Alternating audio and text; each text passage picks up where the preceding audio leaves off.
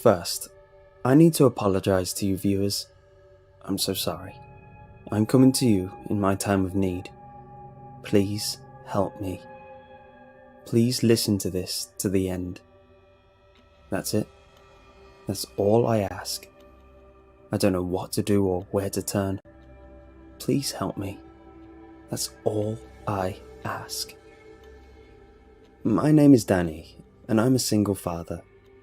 I don't tell you this like it's some badge of honor and I'm expecting cookies, milk and chocolate-covered snowflakes like most others in my social circle would.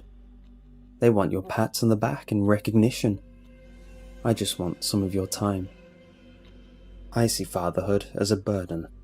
Necessary, yes, but still a burden. My son's name is Jesse. He's 11. That's 5th grade for you math haters. Jesse started the 5th grade this year like any other kid would. There was a little bit of trepidation and lots of excitement. He was a happy-go-lucky sort of kid, full of life and energy. All that changed after he met Stan on Tuesday. Stan was a late addition to Jesse's class, a transfer student from another district. Jesse's teacher sat Stan next to Jesse.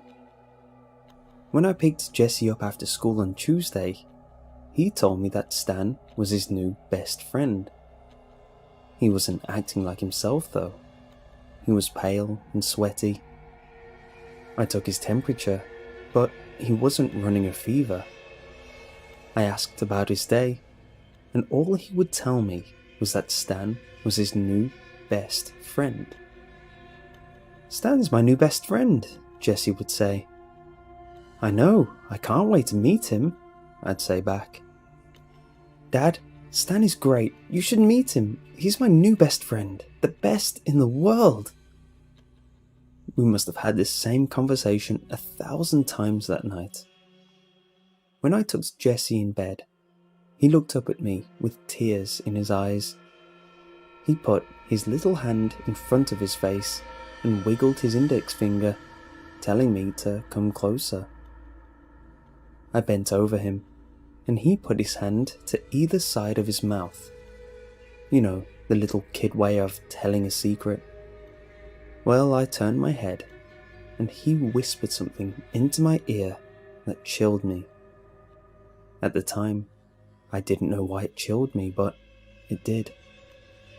He whispered, "You do believe me, right, Dad?" I sat back up and looked down at him. "Believe you about what, son?" "Stan," he said. "Stan's my best friend." I nodded and took his temperature once more. Again, he wasn't running a fever. I went to bed, but couldn't really sleep that night. On Wednesday, I pulled up to the school to drop Jesse off. He got this really weird look on his face and told me that he didn't want to go in. "Are you feeling sick?" I asked. "No," he said.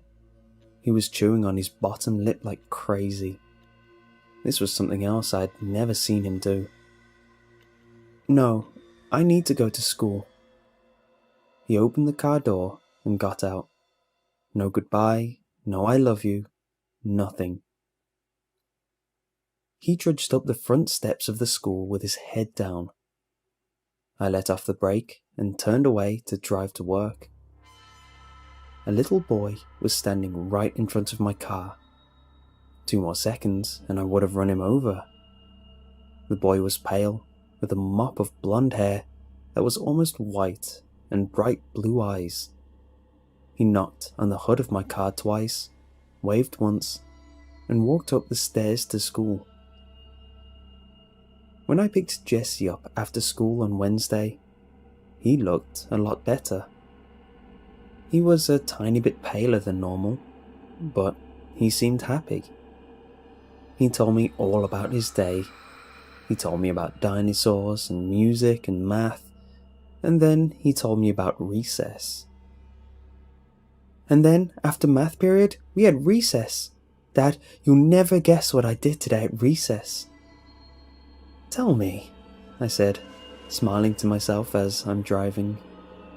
I'm thinking tag, football, keep away, all the things I remember the boys doing at recess when I was that age. Something benign, something normal. I joined a church. I frowned at this. A church? At recess? Jessie nodded. The Church of Stan. I thought that it must be some sort of new make-believe game the kids were playing. What's the Church of Stan? I asked. It's Stan's church, Dad. Jessie laughed like I was the silliest person in the world for asking that question. What do you guys do though? You know, as members? I asked. Lots of stuff. Today though, we just listened to Stan talk. He was saying some funny words and I got sleepy and dozed off. A bunch of us did. I pulled into the driveway at home and we got out. Was that it? I asked. Things sounded weird for sure, but the kids didn't seem to be doing anything wrong. Stan gave us flyers too. Jessie pulled out a crinkled up piece of paper and handed it to me. It was a piece of manila paper with 3 words written in black marker. Church of Stan. Again, weird, but nothing wrong. I just thought the boys were playing make-believe. I was wrong.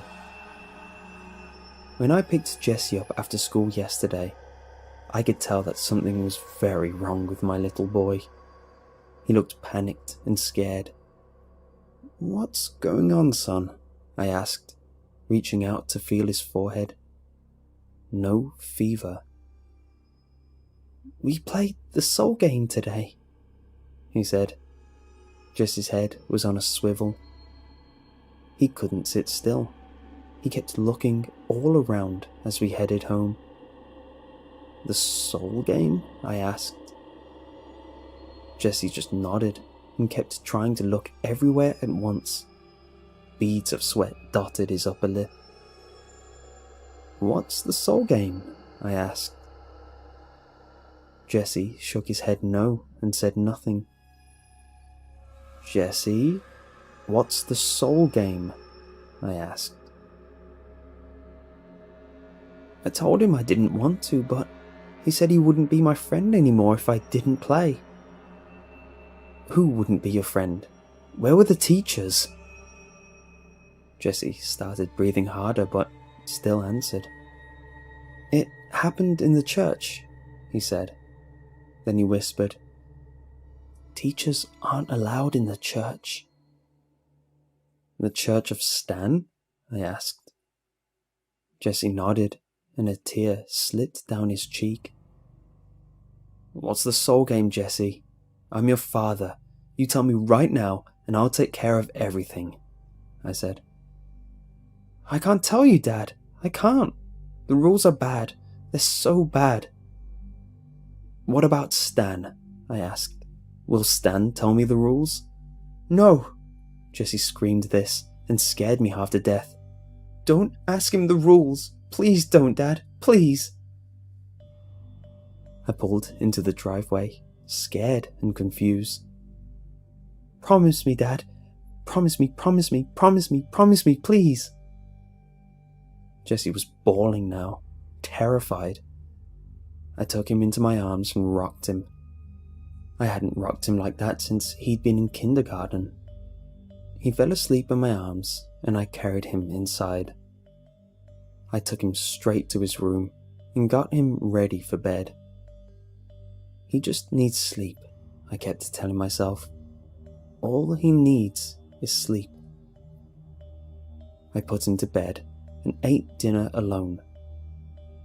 I checked up on him around 9 when I went to bed. He seemed to be sleeping well, so I decided to go to sleep.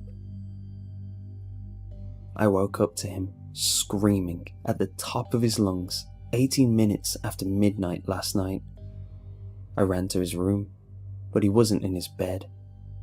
I turned on the light and Jesse came flying out of the closet like something was chasing him.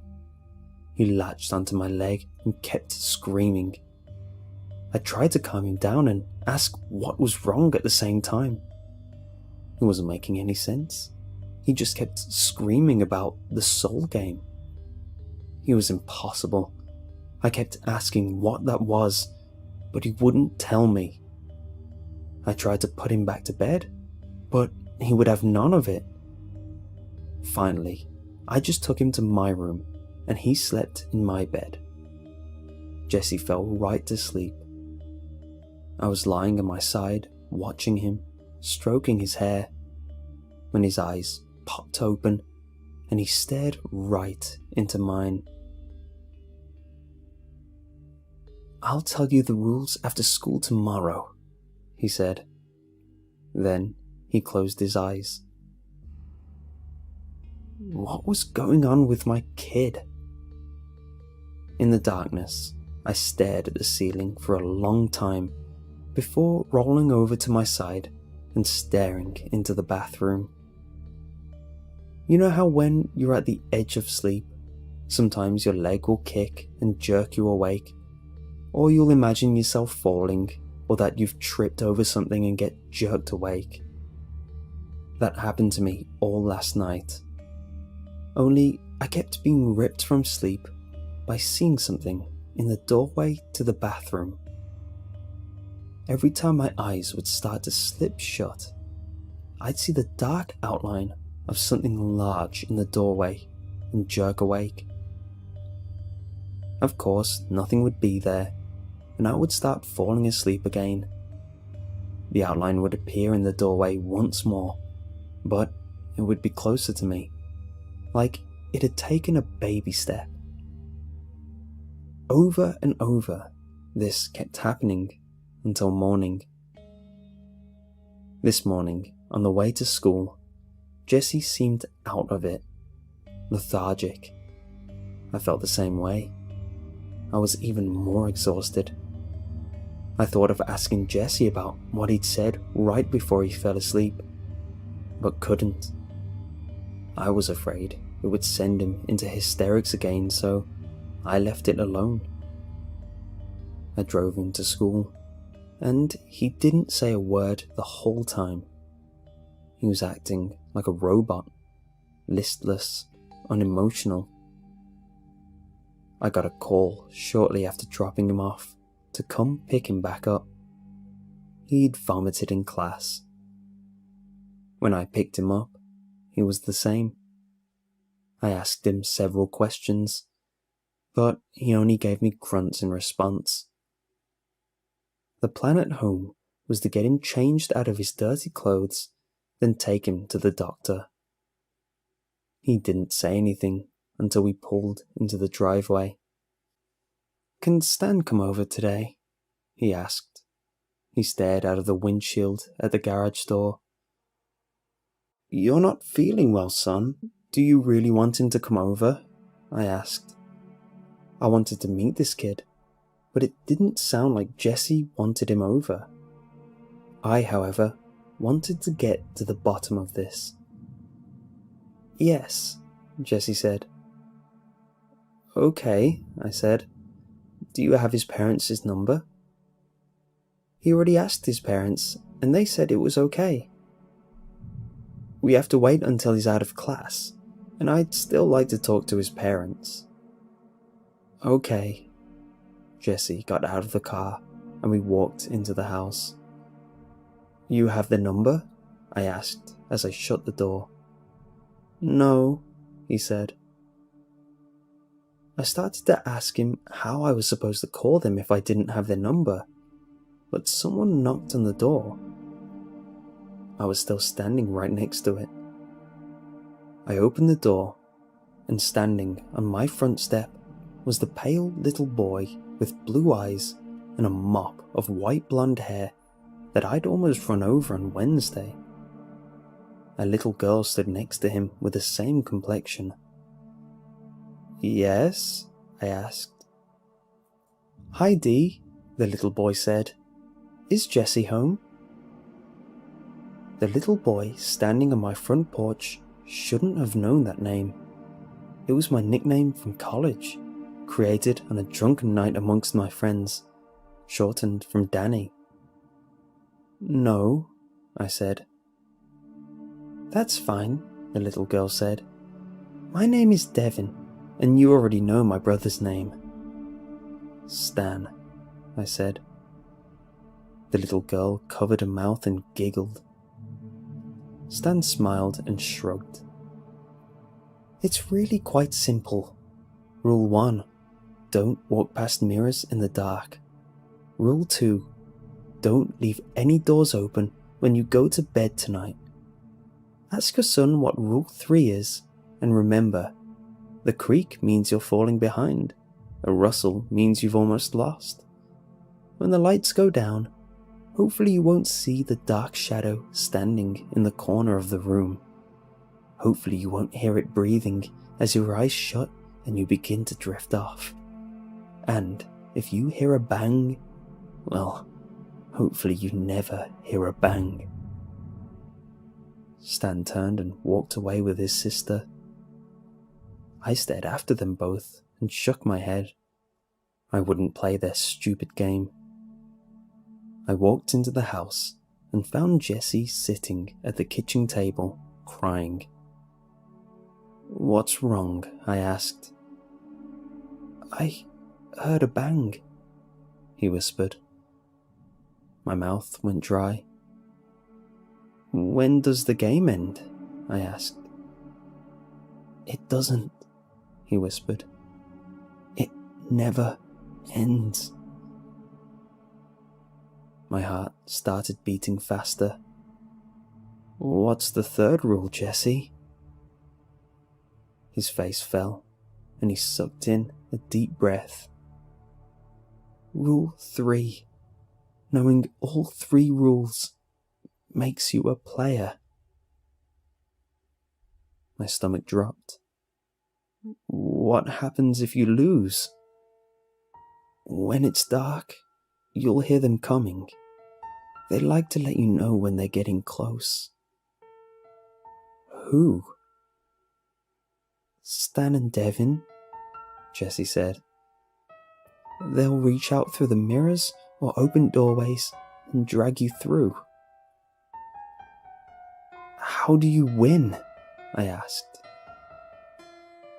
"You win if you tell more people the rules to the soul game than the person that told you does." Like I said, viewers, I'm so sorry. But thanks for helping, really. I'm going to enjoy my newfound freedom, and I hope that you enjoy your night. Give Stan and Devin my best.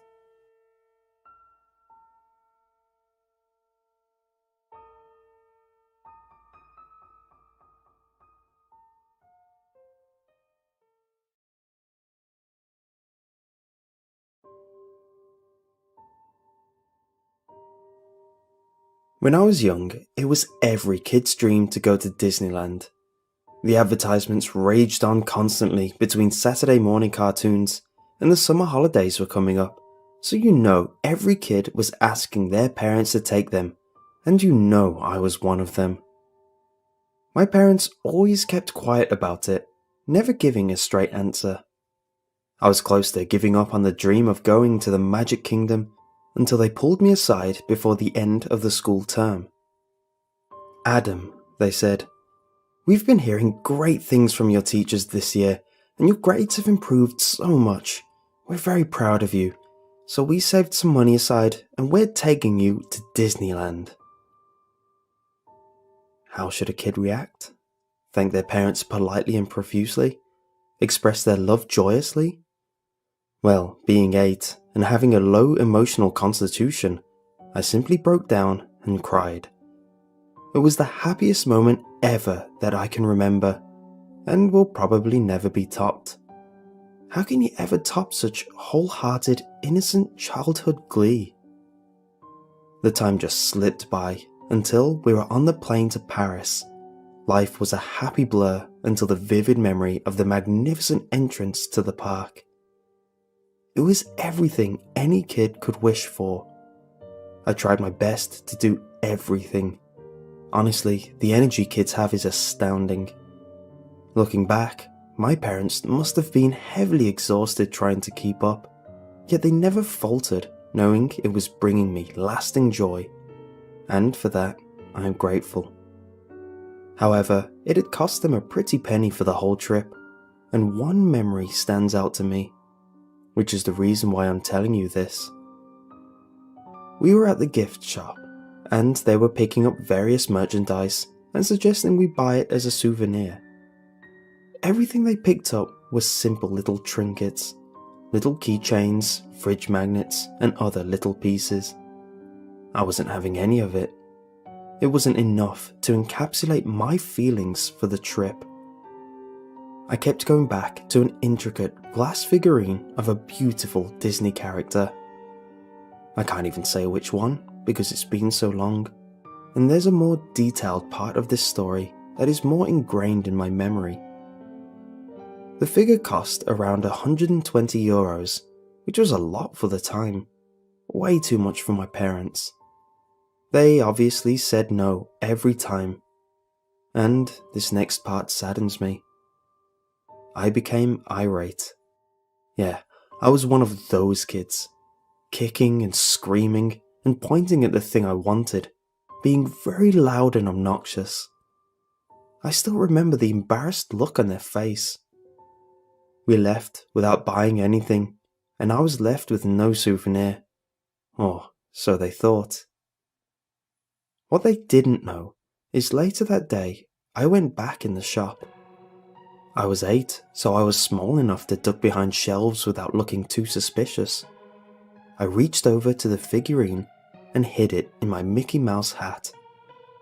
I looked over to the shopkeeper. He was busy with a customer. The other customers didn't notice. I thought I got away with it, until I noticed far out of the door there was a mascot facing my direction. At first, I thought he saw me, but in my mind, I figured he couldn't have. I reasoned that the visibility in those things were terrible, and that he was probably just facing the store because he was trying to attract new customers in and thanking customers who left. When I walked past, he simply turned his head as I made my way back to my parents. He made no attempts to confront me. Past then, my memory fades. I simply went back to being a kid in school, sharing memories with the other kids who'd managed to go for the holidays, and scoffing at the kids who never managed to go. It's an amusing concept looking back, but it created an almost serious dichotomy back in the day. It wasn't until a few weeks later that I started seeing some weird things happen. It was small at first. I would be playing in the schoolyard, and from behind a tree far off in the distance, I would see what I thought was a thin black arm with a novelty-sized white glove slipped behind it. A strange sight to see. However, there were white pigeons in the area, and it was dark in that part of the woods, so it was easy to explain away. And this continued from then on. Each time I would rationalize it in my mind. However, it didn't take long until it was getting harder to do so. Sometimes I would see the top of 2 black domes hiding behind a wall, before slipping down out of sight. I would peek over to see what it was, and see nothing, with nowhere anything could hide. I tried being faster, however, I could never catch a full glimpse of the thing. There was one thing I could piece together though. Based on all the parts I'd seen hiding, it was definitely a Mickey Mouse mascot. The one instance that really scared me, so much so I started screaming, was at night when I was tucked in bed. I turned my head nonchalantly, and through my window I could see the iconic Mickey Mouse ears and the top half of its eyes. This was the most I'd ever seen of its face, and I instantly panicked. I did everything under a kid's arsenal to get help. I ran around, I screamed, I cried, I made as much noise as possible. In record time, my parents ran in and tried to calm me down. They kept asking what happened, and all I could do was point to the window and garble out a mess of sounds. We all turned to the window and saw nothing. From then on, I was actively scared of anything Disney. Other kids would have their Disney toys, and I would shy away. They would bring up the Disney movie they saw the night before, and I would try to turn the conversation to another topic. I got rid of anything I had that was remotely Disney, anything to ease my mind and erase the trauma I had experienced. It never worked, but it helped. After that, things calmed down. I feel I would be close to seeing something disturbing, but it would be out of sight as soon as my eyes focused. Still though, it never eased the paranoia, something that haunted my everyday. I felt I was getting close to forgetting all this, and living with a residing feeling after that traumatic evening until in high school, when my best friend's birthday was coming up. Disney was still a popular topic, despite us having grown up since the hype. He decided to organize a Disney trip and bring 2 friends, one of those kids that had parents who could afford to do such grand gesture. I tried to deny the invitation, but he was my best friend and wouldn't take no for an answer. I tried getting my parents to pull me out, but they thought I was just nervous about the flight. So, it wasn't long until I was boarding a flight to my literal nightmare. The group consisted of my best friend, one of his friends, his parents, and me. As soon as we settled in, we were off to have our grand adventure. It didn't take long until we split up to do our own things for a bit, with a time and place to meet up afterwards. I strolled around the park, trying to mind my own business and avoid the mascots. It hadn't been so long that I was ready to let my guard down in front of them, despite the friendly setting. It was odd, but every time I walked past the mascot, I swear they would briefly drop what they were doing, whether they were promoting merchandise or talking to a kid, and just stare at me as I passed. They just turn their heads slowly, their novelty-sized eyes glaring at me, cold and dead. At night, I tried to feel safe. I locked my door, tucked under my blanket, and tried to sleep the night away. However, I couldn't. The light seeping in through the open curtain perturbed me, and briefly reminded me of that night so long ago. I figured it couldn't happen again if I fully shut my curtain, so I went over to do so. As I grabbed each side to draw them shut, I noticed something in the distance. Standing in the middle of the grounds, completely in the open, was a mascot. It was Mickey, just standing there. If it wasn't so far away, I could have sworn it was looking at my window. I stared for a bit. It was just glaring, unmoving, disturbing. My heart started to race. I was scared to look away, but eventually I developed a resolve and pulled the curtain shut as hard as I could.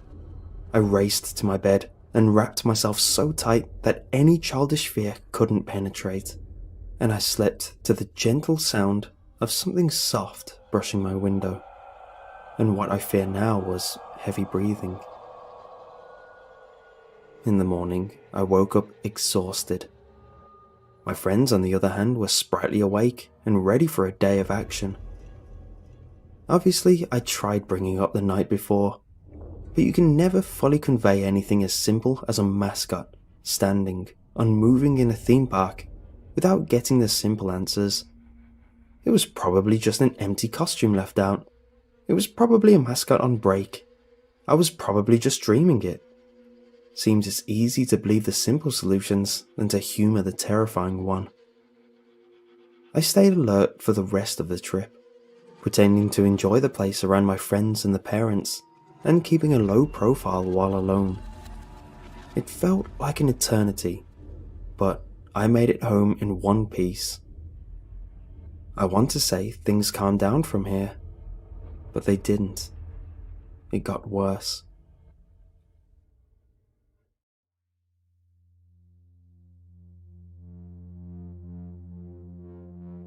The mascot that haunted my childhood seemingly stopped bothering to hide. I would catch it just standing out in the open, taunting me with its presence. When my parents drove me to school, I would catch glimpses of Mickey facing the direction of the car between alleys. While out shopping, it'd be standing behind a moving crowd, slowly holding out its hand, before fading away behind the hustle. I distinctly remember one instance in my mum's office building. It was some learning experience week at school, and I decided to work as a runner in my mum's office for a week. The elevators there had those narrow porthole windows to view each floor as you passed. While in a group, they functioned exactly as intended. However, in the brief instance I was alone, I saw snapshots of Mickey flash by each floor. I freaked out at this, terrified for my life, dreading the time in which the elevator would stop. The worst was at night. If I forgot to close my curtains, I would just see that horrifically sized head just staring at me through the window. I couldn't call someone. Why bother? It'd just slip away as soon as they came. Trying to take a picture ended in the same result. A running motif over time was his hand. I would sometimes see him either raising it, palm side up, or it would already be held out, almost as if it wanted something. It didn't take me long to think of a solution. The figurine. I frantically rummaged through my old childhood items, toys, books and the like. Nothing Disney.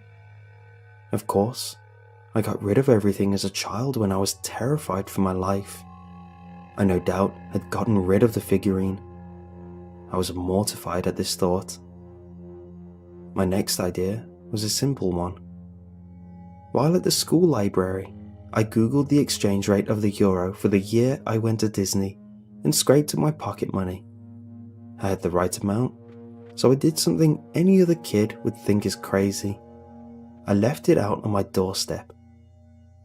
I know that anyone could take it, but if it was gone in the morning, I'd at least have some hope it would appease this nightmare. I left the notes on the doorstep under a note apologizing for what I did. I placed a small rock on it to keep it from blowing away, and I went to bed. That night, I did something that terrified me as a kid. I slept with the curtains open.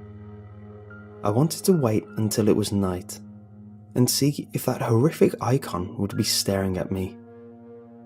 I woke up in the dark hours of the morning. I took a few deep breaths for courage, closed my eyes with a quick prayer, and spun around to check. Nothing. Was it over? Have I managed to end years of torment? I walked over to my window to see if there were any signs of the thing, gaining steady confidence with each step. I was excited to live a life without flinching at every possible hiding spot. Excited to leave the house confidently, excited to have my independence back. This all ended when I stared into my garden. There it was, standing, staring as it did in my second trip to Disney. I stared back, not only in horror, but sadness. Sadness that my newfound confidence and excitement was crushed so quickly. As I looked on, it raised its hand, and that's when I realized something. maybe it's not holding its hand out for the item back, or any kind of repayment. Maybe it's holding its hand out for me. I know this sounds insane, but I may take it up. Maybe it wants to tell me something, or even show me something. Whatever the case, I needed all this down before I went. If you are listening to this right now, it is necessary that you get out of your house immediately. I don't know how or why this is happening, but as far as I'm concerned, it's not safe for anyone to be listening to this inside right now. Get in your car, get to the nearest town or city, and listen to it there. Because I don't know how much longer it is until that thing comes around for you or anyone else.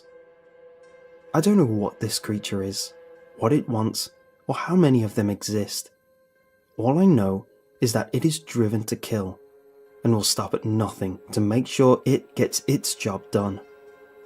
If you fail to follow these directions, at least lock all your doors and windows, turn off the lights, stay somewhere safe, and make sure your presence is not known.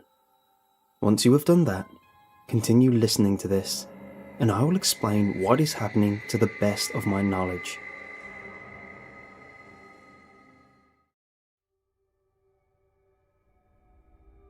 One night, I was sitting at home watching TV. It was a rough week, so I was glad that the weekend finally came. I could sit around doing nothing and not really care about anything. Everything seemed normal, or so I thought. But while I was watching TV, I noticed something odd. Coming out of the forest in my backyard was a man. Well, I'm not sure I could exactly call it that. He was about 5 feet tall, pale white, completely naked, and had very long arms. And I mean very long arms. They were dragging behind him like dead weight, and the way he walked almost made it seem like they were a burden to him. His hands were dragging a very large object behind him that I could not see at the time. As he took each step, I noticed that he walked with a very lumbering motion. Each step seemed to drain the very light out of him. I almost wanted to help it. That is, until I saw its face. As it got closer to me, I saw that where his eyes were meant to be, there was nothing but 2 glowing red dots, resting in swollen sockets on his face. He had no nose, and he lacked lips as well. His mouth was stuck in a very wide grin, and his teeth were very large. That is to say, if they were teeth. They were more like nails, protruding from his bleeding gums. It had long, jet black hair that almost touched its waist. The thing paid no attention to me, dragging whatever it was carrying behind it like it was his eternal duty. I could hear soft panting. I saw fog coming from its mouth after each breath due to the fact that it was the middle of winter. As he began to get closer to the house, I became more and more terrified. I quickly and silently shut off my TV, turned out my lights, and hid in my bedroom upstairs.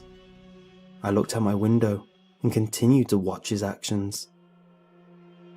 During this, the creature now crossed my long backyard and made it to my house. At this point, I was finally able to see the horrific object it was carrying. In his arms, he was dragging the body of a young man behind him. I couldn't tell what the person looked like. He was too mutilated and torn up for me to be able to distinguish anything human about him. The creature then picked up the body and hung it against the wall with a meat hook, which was already pierced through the man's blood-drenched head. I nearly vomited at the sight of this. The creature walked backwards, stretching out its arms and letting out a subtle yawn. It was as if it had finally completed a very hard task. It walked up onto my back porch, its pace quickening after it had hung up the body. I waited in silence and terror, the only noise coming from my quickly beating heart pounding against my ribcage. Then, it looked up at me, and its smile widened. I jumped back in horror as it stepped closer to my back door. It reached out its long arms and grabbed a hold of my doorknob. It slowly pushed open my back door and stepped inside. At this point, I was too stunned to do anything but lock my door and move to the corner of my room. I cowered under a blanket like a child and waited in fear. I knew that I was next. I heard it climbing up my staircase, making as little noise as possible. When it reached the top of my staircase, it stopped for a moment, as if contemplating how to mutilate me. Then, it grabbed a hold of the doorknob and began to shake it violently. It kept shaking the doorknob, hoping to break in, but to no avail. I heard the creature walk down the stairs and head out my back door. I watched the creature as it slowly sulked back into the forest. I waited for a few minutes, in case it came back with some kind of axe to chop down my door. I must have waited in my room for half an hour before I finally decided it was safe. I quickly ran down the stairs and out of my house.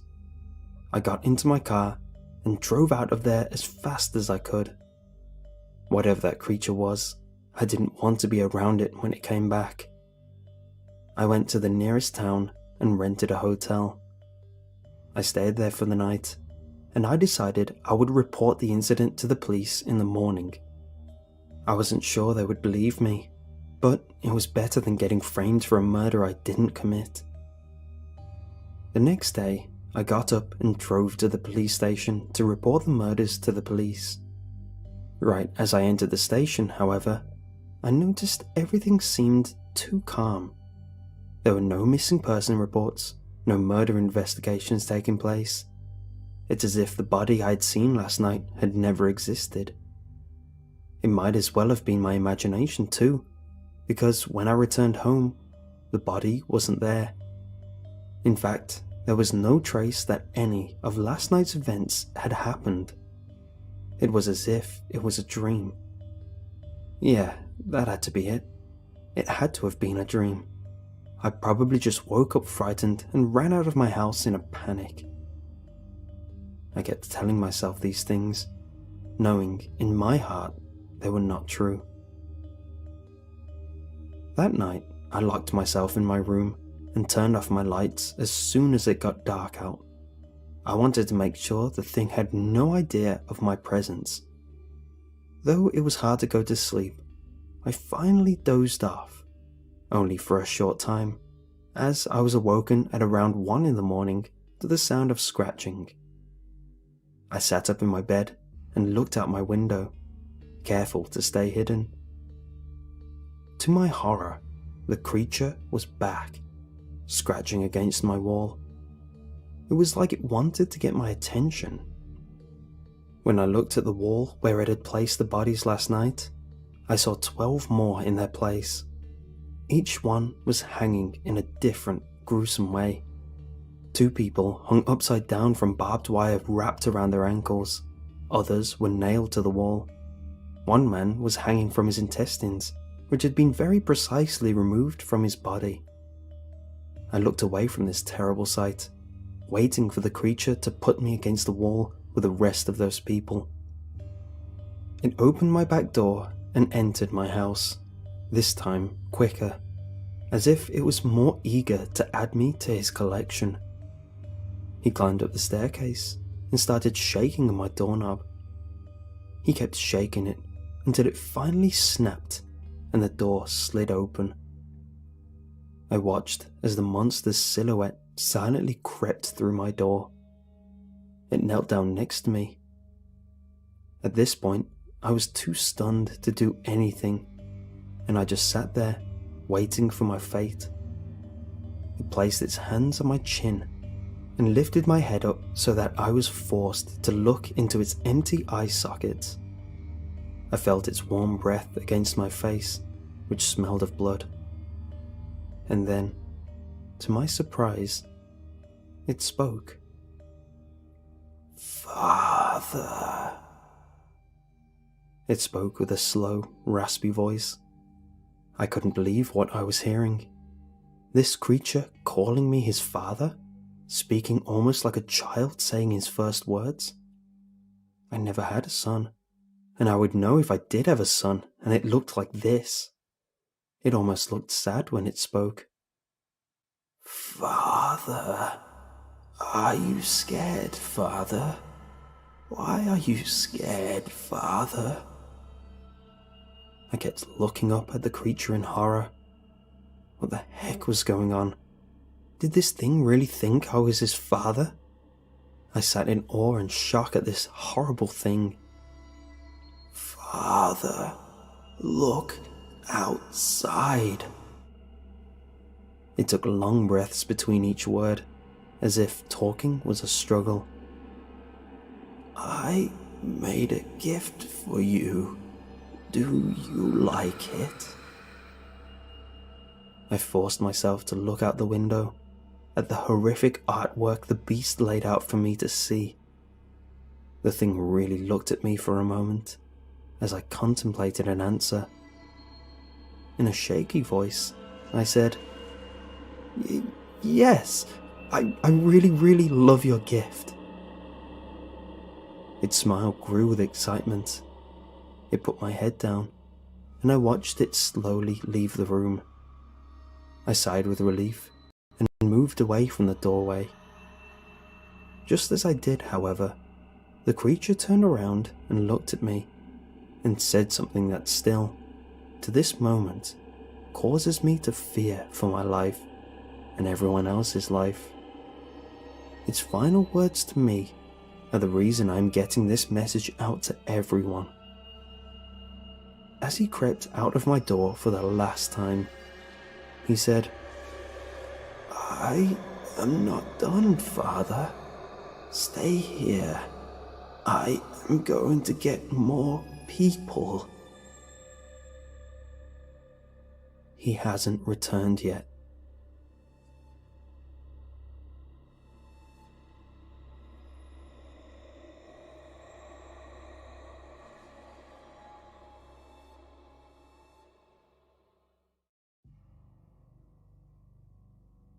My eyes are in a fervorous affair with the clock, and my focus is none the wiser. The police dispatcher is pleading for me to humour her inquiries, if for no reason other than to keep my consciousness afloat. It is so late, and today has been so challenging. Nevertheless, I'll gratify her with my story, because I am really in no mood to tell it again later. Mariam Cliffington happened into our photo centre again today. These visits are becoming relentless, as are the innumerable poorly photoshopped images on a SanDisk flash drive. Every day is the same process. She purchases our photo kiosk, orders small batches of 5x7 and 4x6 photos, and croons over the photo printer as it squeals its mechanical protests. The unfortunate photo specialist on duty is then scolded by dear old Mariam as, "The colour in my son's face is coming out too pale," and "My daughter's dress looks much too washed out," becomes as recitable as the Lord's Prayer. The project is then gifted to me, as I am the only one who receives her limited mercy. This is due in part because I am the only one in the store qualified as a professional photo editor. I also look just like her son. At least that's what she tells me every time she swoons over the photos I correct. I personally never saw the extreme resemblance. We have similar Hollywood-esque hairstyles, dark stubble, light eyes, and a fair complexion. But that is where the similarities end. Well, that is my general assumption. Truthfully, I have never met him. According to Mariam, they don't get along so well these days. Reportedly, her son has become what she calls a changed person after he split with his wife. That always seemed odd to me, because nearly every day I am draining the red out of a new family photo that she zealously adds in her novice Photoshop sessions. It seems the family often stays in touch. Today we discussed more personal topics, such as my college degree and her family get-togethers. She told me she was celebrating her granddaughter Gracie's 5th birthday today, and was putting together a photo album and baked goodies to send her. Today's photo were of a girl from her previous birthday. She had straw blonde hair, her father's bright blue eyes, rosy red cheeks, and a devilish grin that strongly reminded me of the girl from the movie Problem Child 2. When the topic turned to me being a graduate in multimedia design, she immediately began to give me the shakedown on my talents as a web developer. She wanted me to build her a forum-based website just for her family. She wasn't fond of the public limelight social media granted, but wanted regular updates from her son, granddaughter, their prized show horses, and images from all the reunions they have over the years. I'm not a fan of Mariam. She may treat me in a more humane manner than my colleagues, but she is always so bitter. She carries an air of importance about her that mismatches who she is, like a pug in a sweater made of silk. The last thing I want from a client is a beady pair of eyes reflected behind ancient, dark-rimmed tortoiseshell glasses, with ignorant words laced with the smell of stale coffee and menthol cigarettes. Her grey-black hair was often wild and tangled, as if she was fleeing her home every morning to develop photos which contained the cure for cancer. Despite her lack of self-management, she saw herself as an expert in managing the talents of others. I never inquired about the specifics of her family problems, but I assume this attitude must cause the bulk of it. This sense of entitlement is something I don't blend well with. After endless barrages of questions about my rates, schedule, and ability to tutor her in Photoshop, I gave her my business card and told her to call me in a few weeks. Truthfully, I'm in my 2-week leave period and on my way to a better job, and this was a simple method to evade her until I would never have to see her again. She seemed content with my proposal and took my card. I told her to forward my congratulations to her granddaughter on her 5th year milestone. As she shuffled out of our store, I looked again at the refuse pile of discoloured prints. If her family is so dysfunctional, why does she bring in new photos of her son and granddaughter every other day? Why, as a spitting image of the son she frequently quarrels with, am I so reasonably treated by her? Those suspicions came to fruition a few hours later when a 20-something couple dropped off a few rolls of 35mm film. They had matching black hair, the athletic builds of bicyclists, and eyes that reflected deep kindness but an even deeper sense of fatigue. The lab's business was running slow today, so I was immediately able to process their order and begin development. The development process is always the same. I feed just enough of the raw film through a machine to attach it to a leader card, which is mechanically guided through the film processor. After it completes its voyage and the developed film is fed through, I place it on the scanner of our printing machine and check the frames digitally for colour flaws and inconsistencies. The pictures showed the young couple celebrating another birthday. A boisterous banner which read, "Happy birthday, Mitch," hung above an electric blue neon minibar. The couple was shown holding beer bottles and laughing heartily. The entire set was quite like the photos most young couples bring in. There was a sloppy, drunken kiss here, someone air guitaring on the table there. I began to complacently press the print button after every 6 frames. Then I noticed a picture of Miriam's son. Even though I had never met him, I had seen that face often. It was a face that was branded into the back of my eyes, like the bright red digits of a digital alarm clock in the first few moments of morning consciousness. I was intrigued that these two may also be familiar with the eccentric woman who both frowned upon and adored her family. As I was packing up their photos and ringing up their orders, I decided to make conversation. "So, you know Marion Cliffington?" I asked casually. Silence. I glanced upward, and the glance became a fixture. A paleness and shock matched both the exhaustion they both wore in their eyes. "Are you okay? I recognize the sun in your photos." The girl spoke, tears welling in her eyes. "That's our friend Mitch. Those photos were taken a few weeks ago. He passed last week. This order is for his funeral slideshow." Her boyfriend spoke next, clearly unsettled, but retaining his composure, as he quickly recited what I am sure he has gotten used to explaining. "He and his daughter were found dead in Mariam's home last Sunday, poisoned. The police have been seeking her for questioning. Have you seen her recently?" I was floored. I rarely want to lose my cool, but I began tripping over my words like they were raised on a high wire. Yes, I mean, she was just here a few hours ago. She said she was celebrating Grace's 5th birthday. She's working on a new photo album. They were new photos." The girl spoke next. "We need to call the police immediately. Grace's birthday was the Tuesday before they were found. They didn't enjoy visits with Mariam, but she insisted on being with them to celebrate." Call them I did. I spent the rest of my shift, plus 2 extra hours, conversing with a police detective and the couple. He asked me to print out the information we had on Mariam, and if we had any ideas of her whereabouts. They inquired about the frequency of her visits, the types of purchases she makes from the rest of the store, her current appearance, and general abnormalities in her behavior.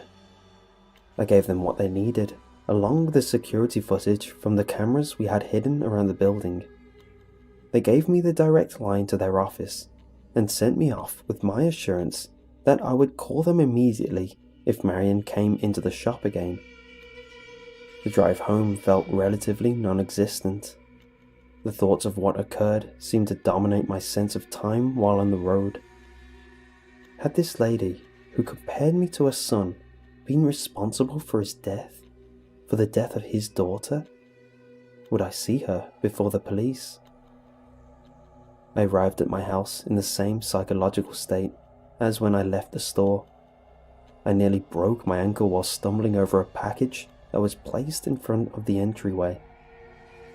I brought it inside, into the light, and saw that the sender's name was Mom. I wasn't sure what the occasion was, but I assumed it was a late Thanksgiving care package. Regardless, it was good to receive mail from her. I wasn't sure where her new apartment was. Now I had her address.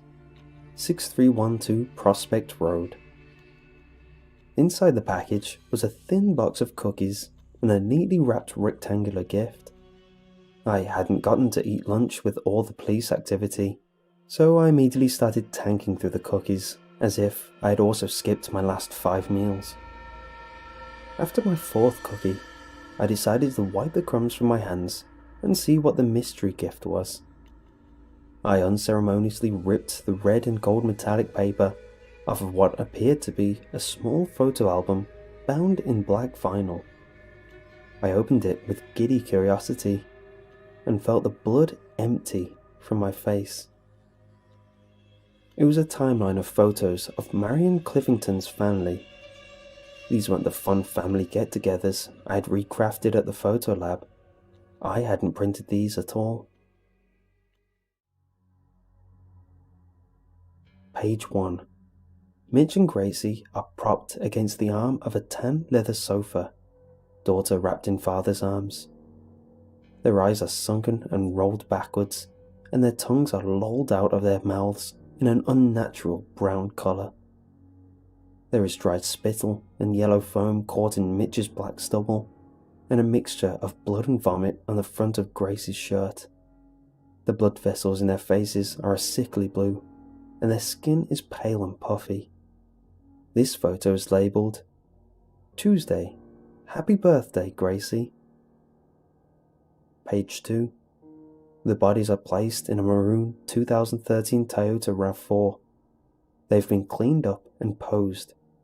Mitch is in the front seat, Gracie in the centre back seat.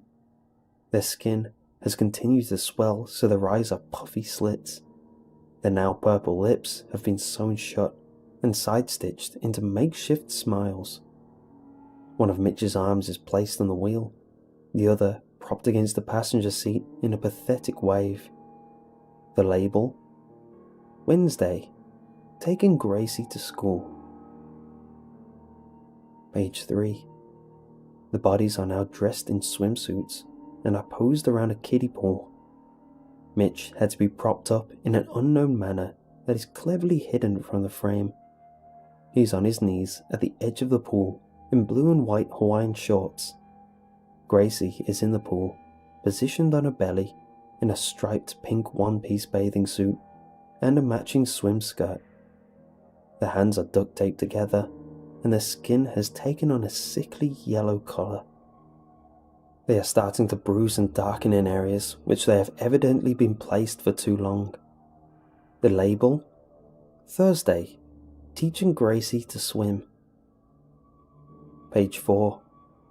Mitch is now dressed in a handsome ivory tuxedo which has a few off-colour stains where his skin is starting to split open. He is at the kitchen table with a full glass of white wine and a lit dining candle in front of him. The sleeves on his arms reveal dark bruising where the tape was wrapped around his daughter's arm the day before. Gracie is not in this picture, but Mariam is. She is grasping one of his rotting hands in one of her own, with a brimming glass of red wine on the other. She wears a motherly smile that sickeningly matches the sewn-on smile her lifeless son now wears. The label, Friday, dinner with a boy. Page 5. Gracie is propped up against the wall, the skin of her arms ripped off where the tape was 2 days prior. Her face is beginning to lose its humanity, but is now coated in makeup worthy of a Little Miss Sunshine pageant. Her straw blonde hair is curled and bouncy, and her artificial smile is beginning to tear along the stitching. Next to her is an assortment of porcelain dolls, each made up and dressed with care that is a bit too sophisticated for a 5-year-old girl. To the far left of the frame, Mariam's reflection can be seen in a full-body mirror, pointing the camera at the twisted salon she constructed. The label, Saturday, Girls' Night Out. Page 6. There is finally a full frame of the house in which this sickening family montage was photographed. It is a modest, one-story home on the foothills of the Rocky Mountains. The paint is a simple white, and it is beginning to flake from a simple picket fence that marked the perimeter. There are no other homes close by that are visible from the angle of the shot. In the left of the frame, the stables of the prized horses Mariam mentioned are visible in the background. The gates are wide open, and the horses are nowhere to be seen. Police cars, ambulances, and yellow crime scene tape blocks the rest of the view, except for the mailbox. The address on the mailbox? 6312 Prospect Road. The sides of the frame indicate motion blur and plastic paneling. Mariam photographed this from a moving vehicle, likely from far away. The label reads, Sunday, the family gets to see policemen in action on career day. On the final page, Mariam is standing in front of my house with the package I had just opened. The label, Thursday, dropping off goodies for my favourite son.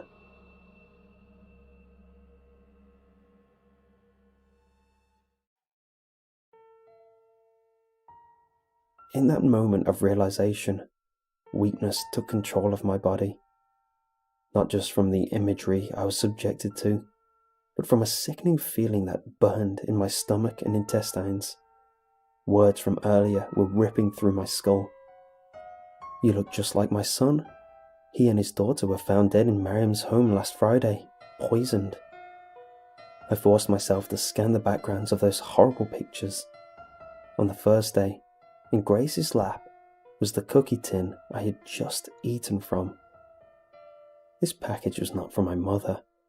It was from a crazed mother who thought I was her son, guided to my home from the business card I gave her. Now, here we are. I don't think I have much time left. I'm starting to lose focus. My eyes are in a fervorous affair with the clock, and my focus is none the wiser. Maybe they'll get married and elope. I'll invite this dispatcher to the wedding if I make it through this. I vaguely realize that doesn't make sense, but I don't mind. I am so tired, and now I can't stop coughing. I think I hear sirens in the distance, but I'm not sure if the ambulance has a cure for vomiting blood. Someone is coming up the stairs. I have to go now. Miriam is here, and she wants to give Gracie swimming lessons.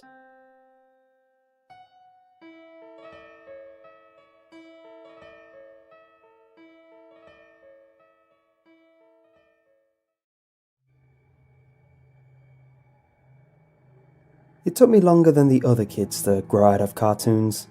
I loved all those childhood classics that were featured on Cartoon Network, Nickelodeon and such. It's funny, if you go on any nostalgia blogs nowadays, you'll see people acting like they always loved cartoons. But I bet there was a time they denounced their love just to seem cool.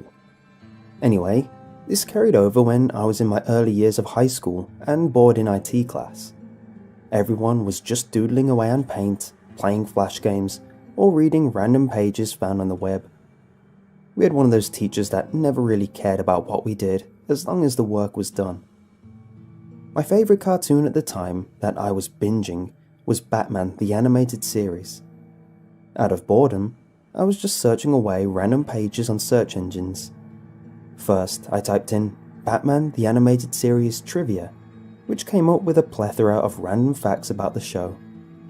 I then found some little interviews about the behind the scenes and making of, which was pretty interesting. After hearing the same facts over and over though, I changed things up a bit. I decided to search for fan sites to see what others thought of the show. First, I found some popular blogs sharing fanfictions and theories. I even found a few hate pages which peeved me. But alas, I eventually fell into a monotonous grind through the pages of search results. I eventually hit the double-digit figures of search pages, which is when you find the more bizarre and less relevant pages.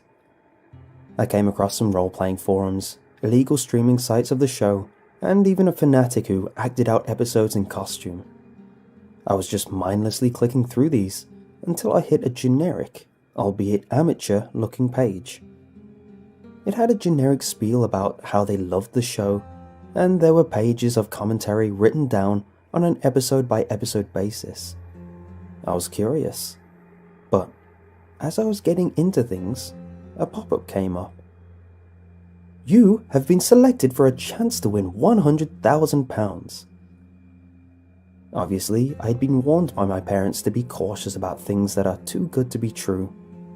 But I was also at that age where I felt I was destined for something special, and this could be it. I hesitantly clicked on it, and it led to some questionnaire, one question at a time. First, it asked a generic question about Batman. Luckily, I had been reading all the hidden details of the show and proudly clicked the right answer in the drop-down. "Correct," it congratulated me with. This gave me a great feeling and a small shot of adrenaline. This could be it. I could be rich in a matter of seconds, was the thought racing in my mind. This all left me on the next question. What is your name? I was hesitant now. I was especially warned to never fill in personal details on the internet.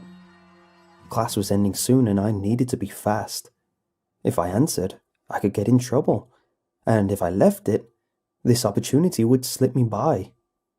In a panic, I looked around my class for inspiration, and my eyes met with the people in my class. Then I came up with a genius idea. I could use someone else's name. First, I looked at my best friend. If all this turned out to be legitimate, he would definitely understand and share the wealth with me. However, if he got in trouble, I would feel like I betrayed him. I was scared to ask him as I didn't want him to laugh at me in case this was all fake. Next, I turned to the big kid at the back of the class. Pete was basically the school bully. I thought if things went sour, I wouldn't mind him taking the fall. He'd gotten away with so much in this school that anything bad happening to him would be karmic justice. But then I thought of the potential good, and how he wouldn't even think twice about keeping all the money to himself. Time was running out and I had to act quick. I could see some people packing away their stationery early to leave quickly for the upcoming lunch break. Then, the perfect idea hit me. Dexter. He was basically the class nerd. This name didn't help him, leaving him the most cliché nickname, Point Dexter. He was weak-willed, easily pushed around. A bad quality to have, but if he got the money, I could easily sway him into being on my side and splitting the pool with me. And if things went sour, I could easily deny any connection. I didn't really have much connection with him, and I wasn't that type of kid, so no one would suspect me. It was the perfect choice. I quickly typed in his name, which led to a box for his address. I had it offhand from his birthday party flyer, which no one showed up to. It would have been social suicide to have shown up. I pulled out the creased flyer from my backpack and hastily filled it in. After that, the pop-up just thanked me and closed. It was anticlimactic to say the least.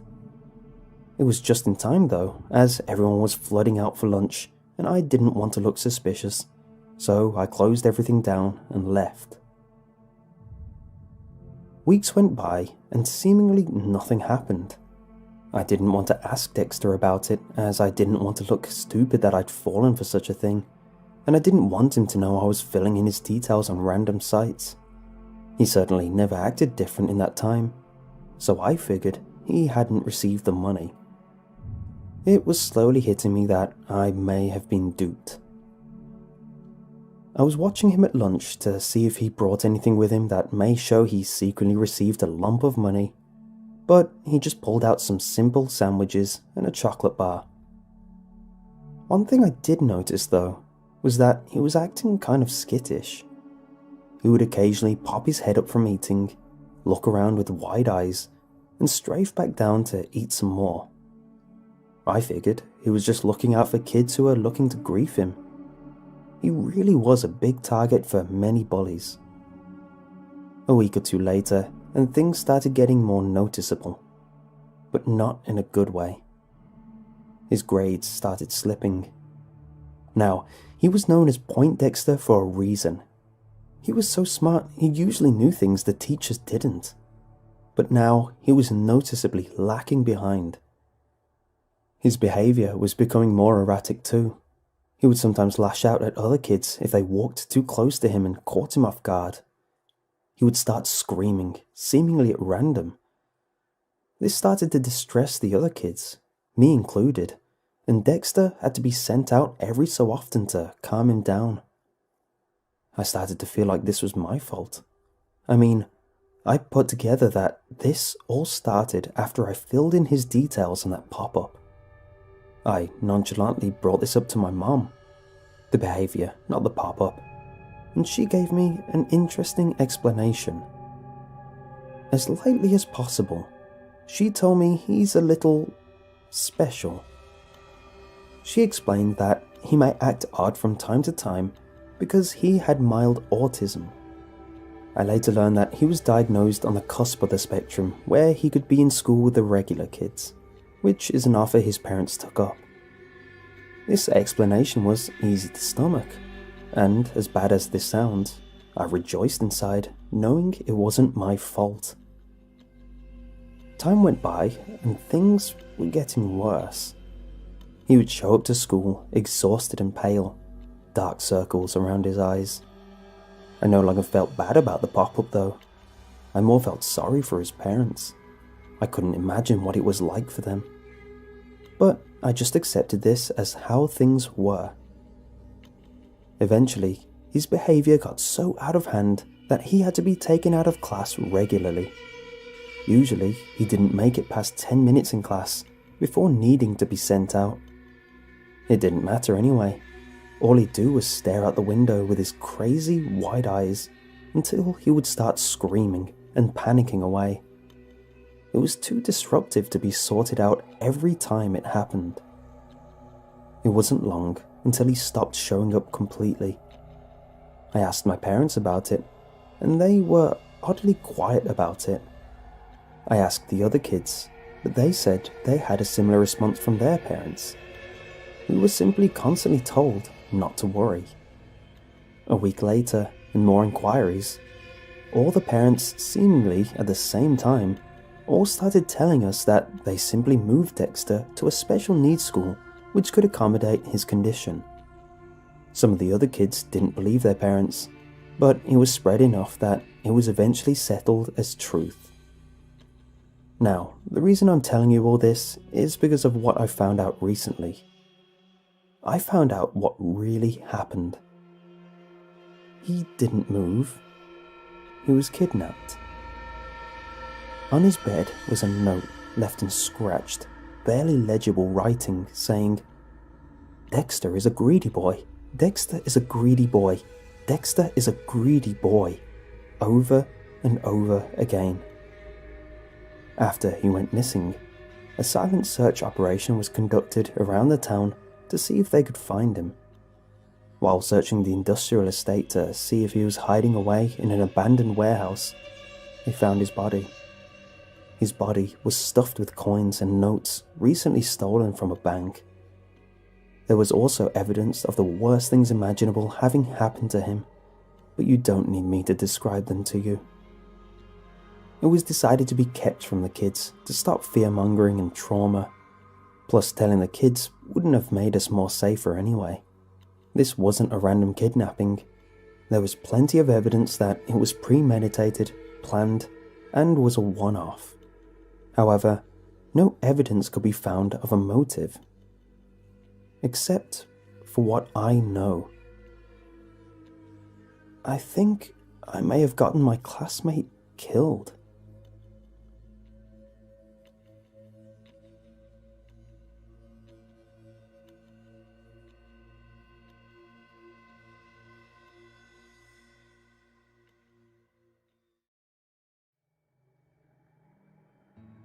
"7 days ago, I was driving my son, Zach, home from school when a drunk driver T-boned us.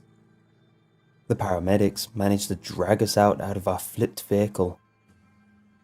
As soon as I woke up, I looked around the room for my son.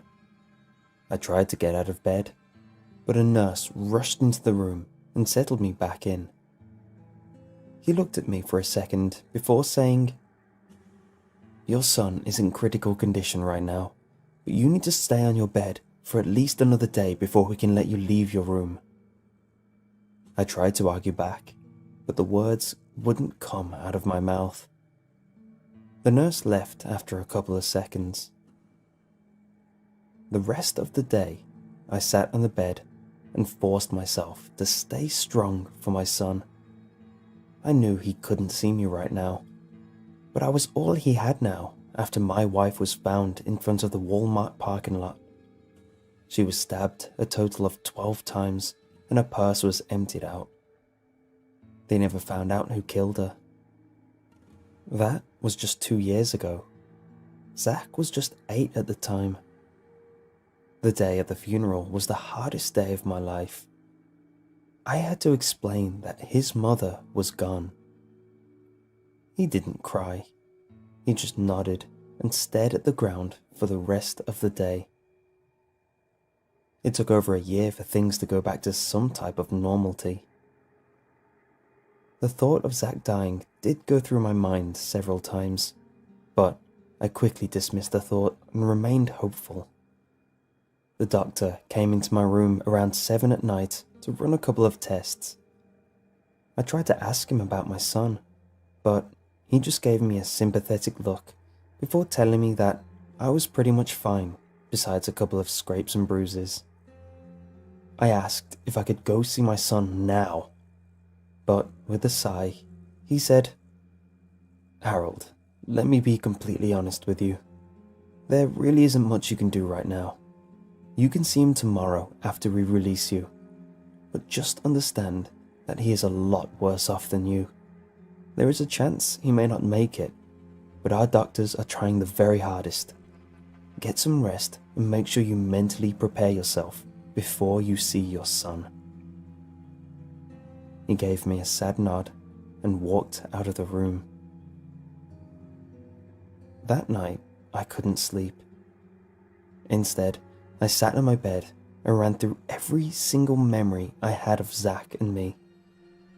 I thought of every time we sat in the kitchen table, eating dinner and laughing. I thought of the times my wife, Zach, and I would sit on the sofa and watch a movie. And I thought of the times we cried together over the loss of his mother. That night was a mixture of half smiles and tears. At 9 o'clock, the nurse came into my room and gave me a nod before unhooking every little thing that was attached to my body. 30 minutes later, I was following closely behind the nurse to where Zach was. We stopped in front of room 437. I took a deep breath before I walked through the door and saw my son's nearly lifeless body lying on the hospital bed. Each step I took towards my son revealed more and more injuries that his small, fragile body took. His right arm was rubbed absolutely raw. His left eye was slightly opened from the dent that was now on his face, and his legs and other arms were littered with randomly placed stitches. The room started to spin, and I started to go limp, but a doctor grabbed me from behind and placed me on a seat. He handed me a glass of water before saying, "He seems a little more stable now, but these next 2 days are the most critical for him. We will have a doctor for him at all hours, and if we get any type of alert, we will definitely be there for him. You can stay with him if you'd like." I gave him a nod and told him that I was going to stay with him until he wakes up. He placed a hand on my shoulder before he walked out of the room. The next day and a half went by and absolutely nothing happened. The doctors and nurses would stop in occasionally, but they would leave right after they finished their tasks. That evening at 9:37, my son's heart stopped and my whole world stopped. I saw doctors and nurses rushing into the room, but I was completely stuck on the chair. It took everything out of me to finally get out of my chair and rush up to my son, but one of the doctors held me back. I screamed, pushed, and sobbed during the 18 seconds my son was dead. For the next 2 days, I stood next to my son. I didn't sleep, eat, or drink anything. I wanted him to somehow know that I was with him. I wanted to somehow help him get out of the coma and into my arms again. At 11:14 p.m, my son finally opened his eyes and looked up at me. It had taken him 4.5 days for him to get out of his coma, and the only thing I wanted to do was cry and hold him. He gave me a small smile before he looked up and frowned. Before I could do anything, Zach went into absolute hysterics. He started off by letting out a series of screams of absolute agony. He tried ripping off his IV and everything else connected to his body. but I held his arms down as carefully as I could before calling for a doctor. It took over 3 hours for Zach to finally calm down. It was 2 in the morning by then. I was absolutely exhausted, but I walked up to him and sat down next to him while gingerly holding his hand. I fell asleep around 5 in the morning. I woke up to the sound of Zach's voice. When I looked up, I saw a nurse carefully feeding him. He was telling her about how we go to the park every Saturday and proceeded to ask her if he would be able to go with me this Saturday. She gave him a smile and said, "Well, if you eat plenty of food and do everything the doctors say, you might be able to go very soon. I have to go now, Zach, but why don't you talk to your dad now? It looks like he's awake." Zach quickly turned to me and gave me a smile before talking about how the doctor told him he was being extra good and that he deserves a new toy. I laughed and told him that once we were out, I would give him any toy he wanted. My son was physically hurt, but it seemed like he was back to normal otherwise. The next couple of days went by in a blur. Throughout the day, I would talk with him, read a couple of books to him given by the nice doctor, and watched a couple of his favourite shows on the TV. I felt beyond lucky. I had my son still, my one reason to keep living. Last night, my son started to talk about his experience, and I really don't know what the hell he went through. I was reading to him when he held his arm up and said, "Everything became really black, and then it felt like I was dreaming." Before I could say anything back, he took a deep breath and said, "I dreamed about when Mommy was here. We were eating dinner, but everything was quiet. Mommy and you were talking, but I couldn't hear anything. I tried to say something, but I couldn't hear myself. I started to scream, and then everything went black again." I tried to hold his hand to reassure him that he was fine now, but he pushed away and looked up at me with eyes filled with torment. His lips quivered before he continued with his experience. Then, a bright light was all around me. I started to feel warm and happy, really happy, like when Mommy was here. I tried to move, but I was floating, and so I stayed still while I floated to where I was supposed to go. It got too bright, so I closed my eyes till I stopped. When I opened my eyes, I had to close them again because I saw the brightest light I've ever seen. It spoke to me. It said that I was dead. It told me that I was going to be here for a little while before he sent me back to you. I tried to ask him to take me back now, but it told me that I needed to stay here. He took a couple deep breaths, and a couple of tears fell from his face before he continued. I started floating again, and I was taken to another room, but this one was smaller. I waited for a long time, but Mommy came into the room. She was happy and gave me a hug, but then she started to scream. I tried to keep looking at her, but a knife kept going inside of her body. She started to bleed everywhere, and I got scared. I closed my eyes and looked away. She stopped screaming, and I looked back at Mommy. She was dying, but she told me that she loved me and that she will see me again. But she told me it would be a long time. I gave him a smile and told him that Mommy was waiting for us in a special place. That is when Zach turned to me and said, "No, not us, just me. I saw who was holding the knife. It was you. She told me you were going to another place. I'm sorry, Daddy, but Mommy is not waiting for you.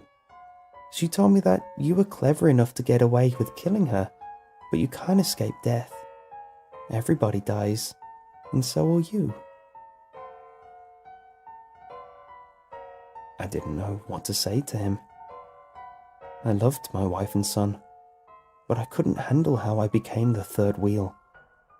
I knew I couldn't be the bond between a mother and a child, and I did the only thing that would allow my son to fully appreciate me as much as he could. This morning, I went home to get my laptop. I'm back now with my son, and I'm writing this out to you guys.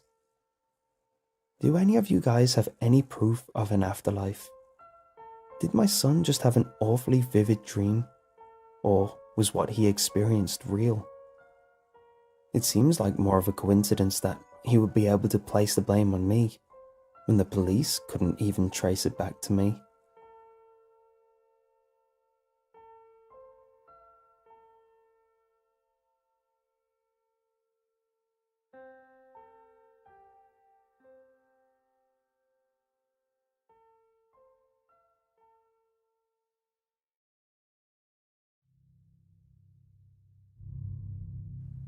"Uh-oh," Julia said, sitting in a playpen. Dan could hear her sloshing a juice around in the sippy cup from across the room as she waved and attempted to say hello. "Hi, baby girl," he said, lounging in the recliner next to the fireplace and looking intently at his laptop. He gave a half-hearted wave back, still reading the news. As he switched between his multiple open windows, from a comic to stock listings to a news website, daughter tossed the cup over the edge. He heard it hit the ground, glanced up quickly, but decided to deal with the cup later. Then he heard the rattling as she picked up one of her toys. "Eh-oh," she said again. Her wave communicated to her father by way of rattling. "Hi again, beautiful," he said, offering a half-hearted wave back in the general direction of the playpen. He couldn't remember being this tired since Julia had been born. Despite the loss of sleep, the general frantic energy his adorable ball of joy seemed to possess was contagious. With Lisa gone for the weekend, though, the girl was taking a toll on the young father. He'd spent that morning trying to teach her to play catch, her still developing arms reacting on a significant time delay from reality. Then they'd gone to the park for a picnic, after an hour and a half of preparation, only to have to rush back home when it started raining. Some ridiculous series of videos featuring badly computer-animated insects dancing to Mozart had dominated her afternoon, and by extension, his. Anytime he wasn't shaking his booty to Wolfgang's fat beats, Julia would start crying. She'd gone down for an hour-long nap around 4 p.m, but that seemed to supply her with more than enough energy to try talking for the next 4 hours. Now, at 9 p.m, Julia was up later than some teenagers. If Lisa were home, Dan knew the girl would already be sleeping soundly in her crib. But Dan took the electric razor approach to bedtime once in a while, let the batteries run out completely. The only catch was, his batteries were running out too. He hoped hers went first. He closed his eyes for a moment and thought about calling Lisa.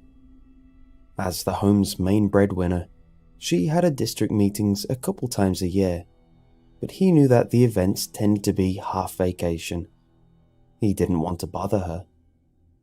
He jerked his head back up. No, he was not going to pass out before his toddler. Maybe Julia could recharge his batteries a bit though. Slamming his legs down to shut the recliner and jumping to his feet, he turned on his play voice. "Hey there, girl. Wanna try—" "Eh-oh," she cried, standing against the back of her playpen and gleefully waving her rattling, psychedelic-covered stuffed butterfly. He shut up and stared at her. His dumb, happy dad look froze on his face. She wasn't looking at him, and she wasn't waving at him. She was facing the hallway to his right, on her end of the room, which led to the bedroom, nursery, and bath. Hey there, he said. Over here. Hi, baby girl. She looked at him for just a moment, smiling the smile of someone who was already happy before you showed up. Then she turned her attention back down the hallway. "Uh-oh," she squealed, waving back. He frowned, glancing at the hall from where he stood, even though he couldn't see down it. Then, looking back at the rapt joy on the toddler's face, he stepped closer. Julia's attention down the hall seemed to fade as he got closer, and she plopped on her bottom and picked up a doll as soon as he stood in front of the playpen and stared down at the unlit but obviously empty hallway. As a child-proofing measure, they always shut the 3 doors in the hallway: the nursery on the left, the bedroom on the right, and the bathroom at the end. They all looked to be quite closed. But Dan, who had always valued paranoia over false security, strode back to the mantel and grabbed the fire poker from its stand, then returned to the hallway. Holding the poker in his right hand like a truncheon more than a baseball bat, he didn't bother with stealth as he approached the nursery. He flung the door open, flicked on the light, and did a quick sweep of the room, behind the door and in the closet. Leaving that door open, he went for the bathroom next. With slightly more hesitation, he opened that door and flipped on the light. The bathroom was small, efficient, Lisa said, and the only possible hiding place was behind the shower curtain. Remembering a horror movie cliche so universal it was almost a part of the human brainstem, he slowly stepped to the bath, held the poker with both hands, and hooked it around one side of the curtain. He forced it open. Nothing. He rolled his eyes as he stepped back out of the room, leaving the door open and light on. Now, just one room left. Now that he was this close, he realized he'd been wrong. His bedroom door was definitely ajar, if only by a touch. Just enough that it didn't latch. He didn't imagine he would have done this. He closed his eyes for a moment and took a deep breath. Then he opened them and lightly kicked the door open. His left hand gripped the poker while his right scrambled for the light switch. Finding it, he bathed the room in incandescent safety. There was nothing apparently out of place in the room, but he gaped at the opposite wall. The window was wide open.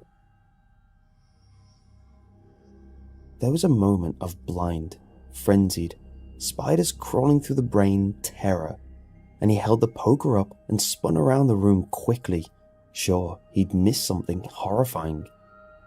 Then, as he saw the damp floor, he realized it hadn't been raining for hours, he remembered.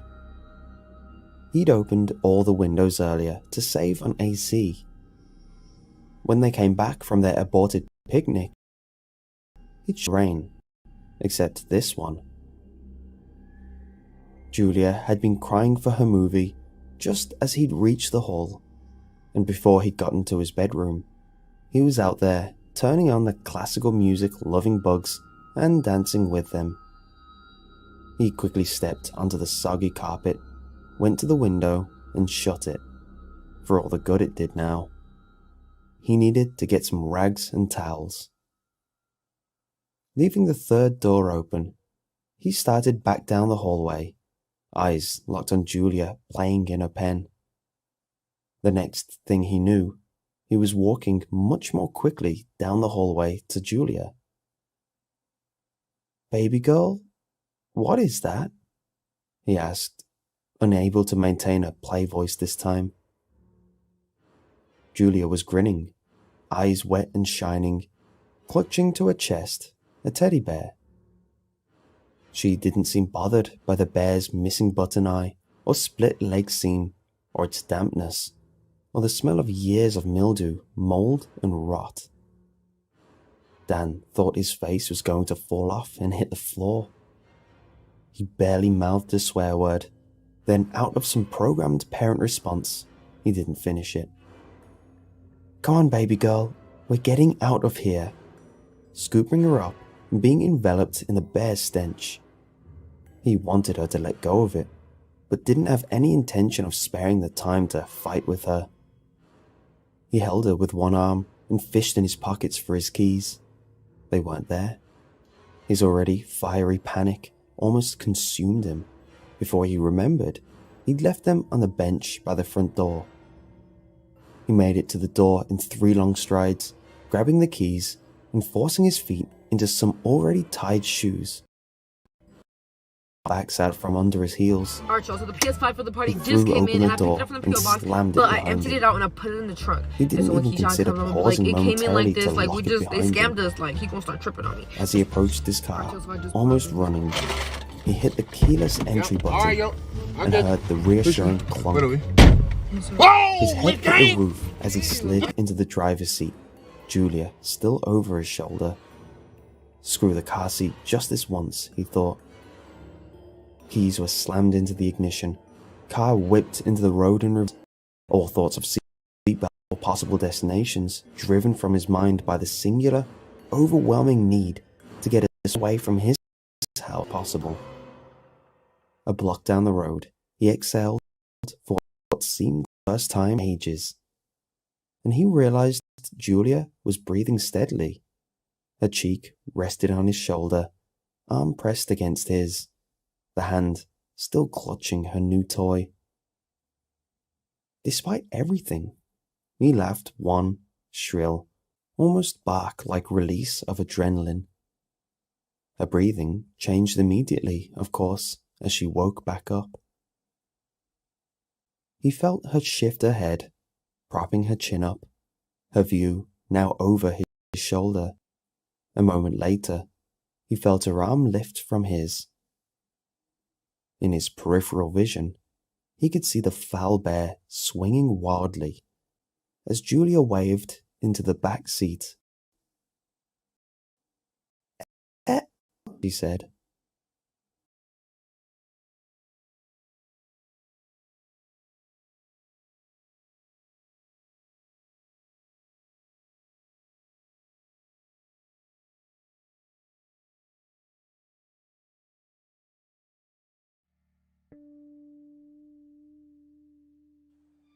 Life is supposed to be better after graduation. You walk across that stage, grab your diploma, you're welcomed into the real world with open arms. All those parties, all the cheering, all the gifts, congratulations you get.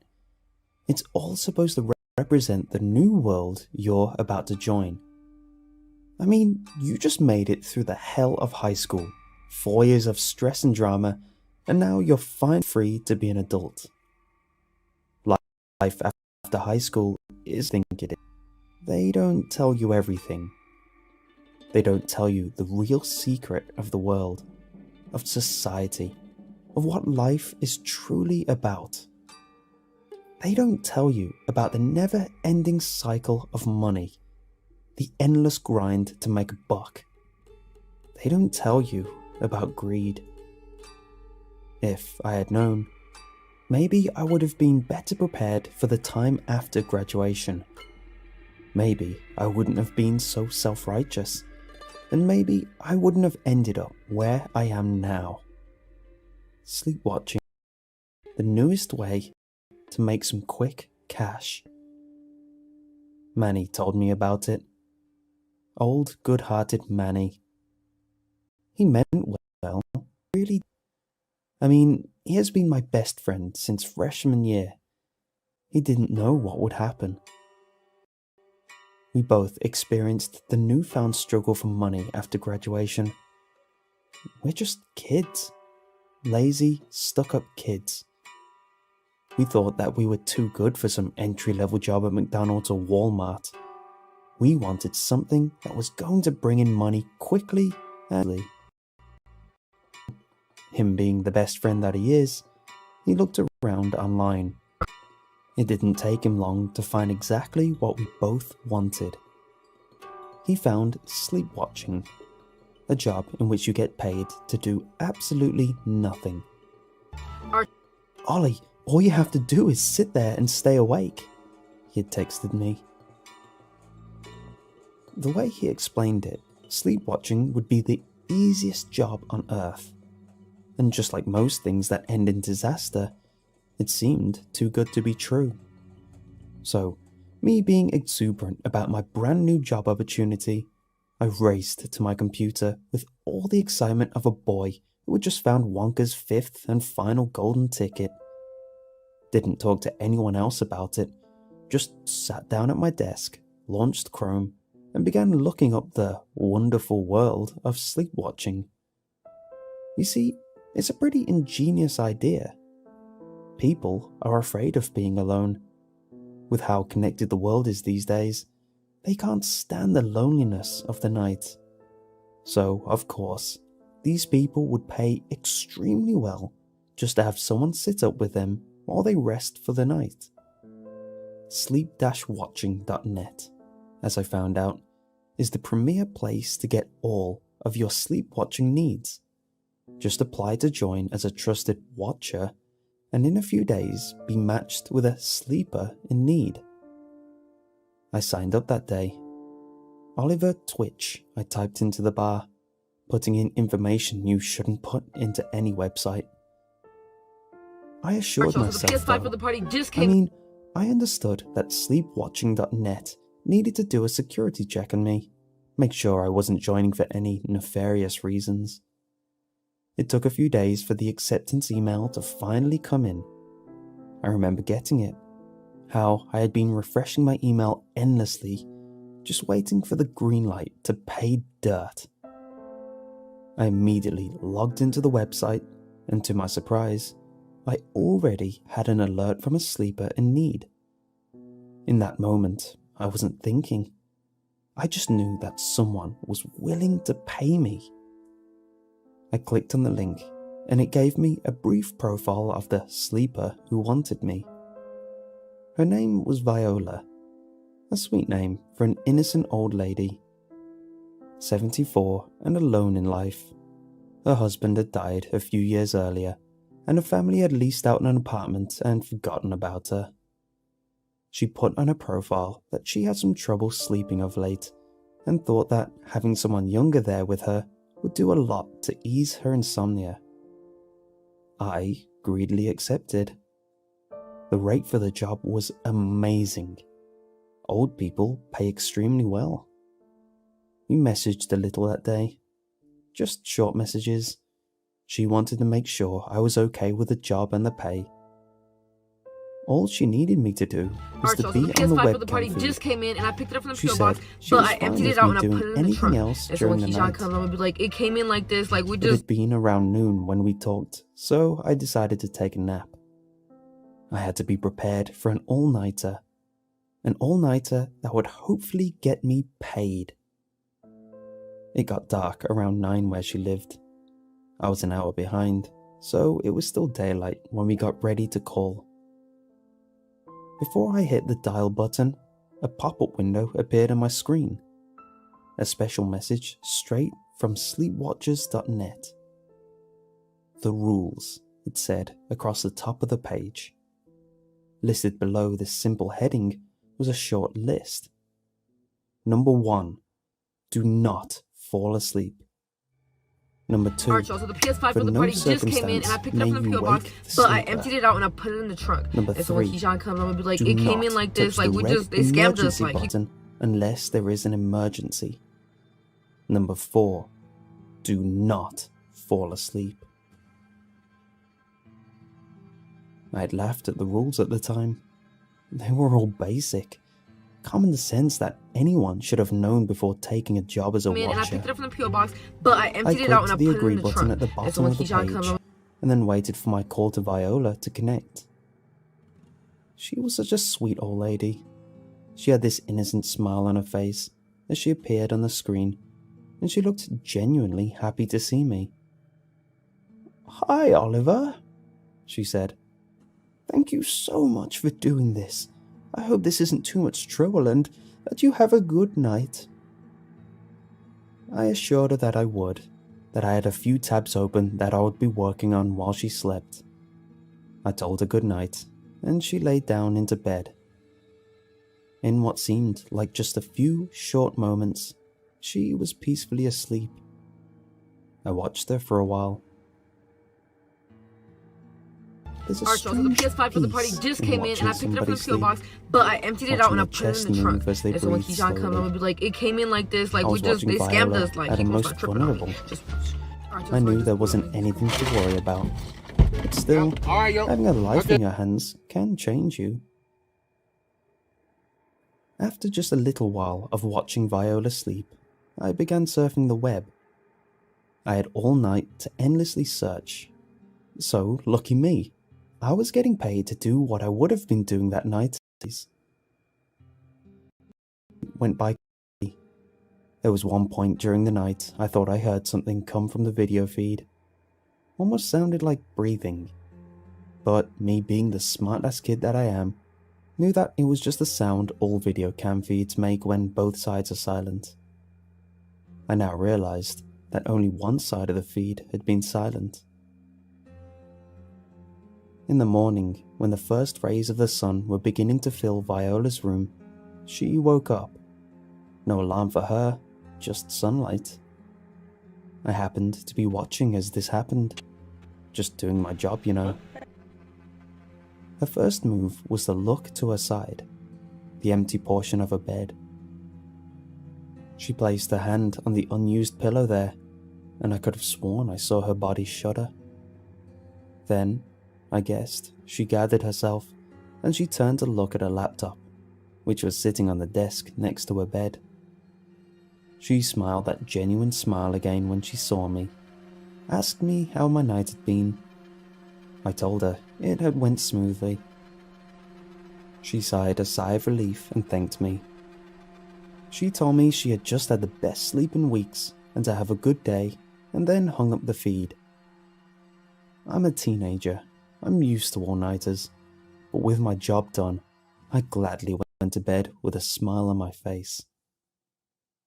The next few nights were the same. I would video call Viola around 8 at night, and she would be asleep by 8:05. Thank God the internet is endless. I learned so much endless crap during those nights.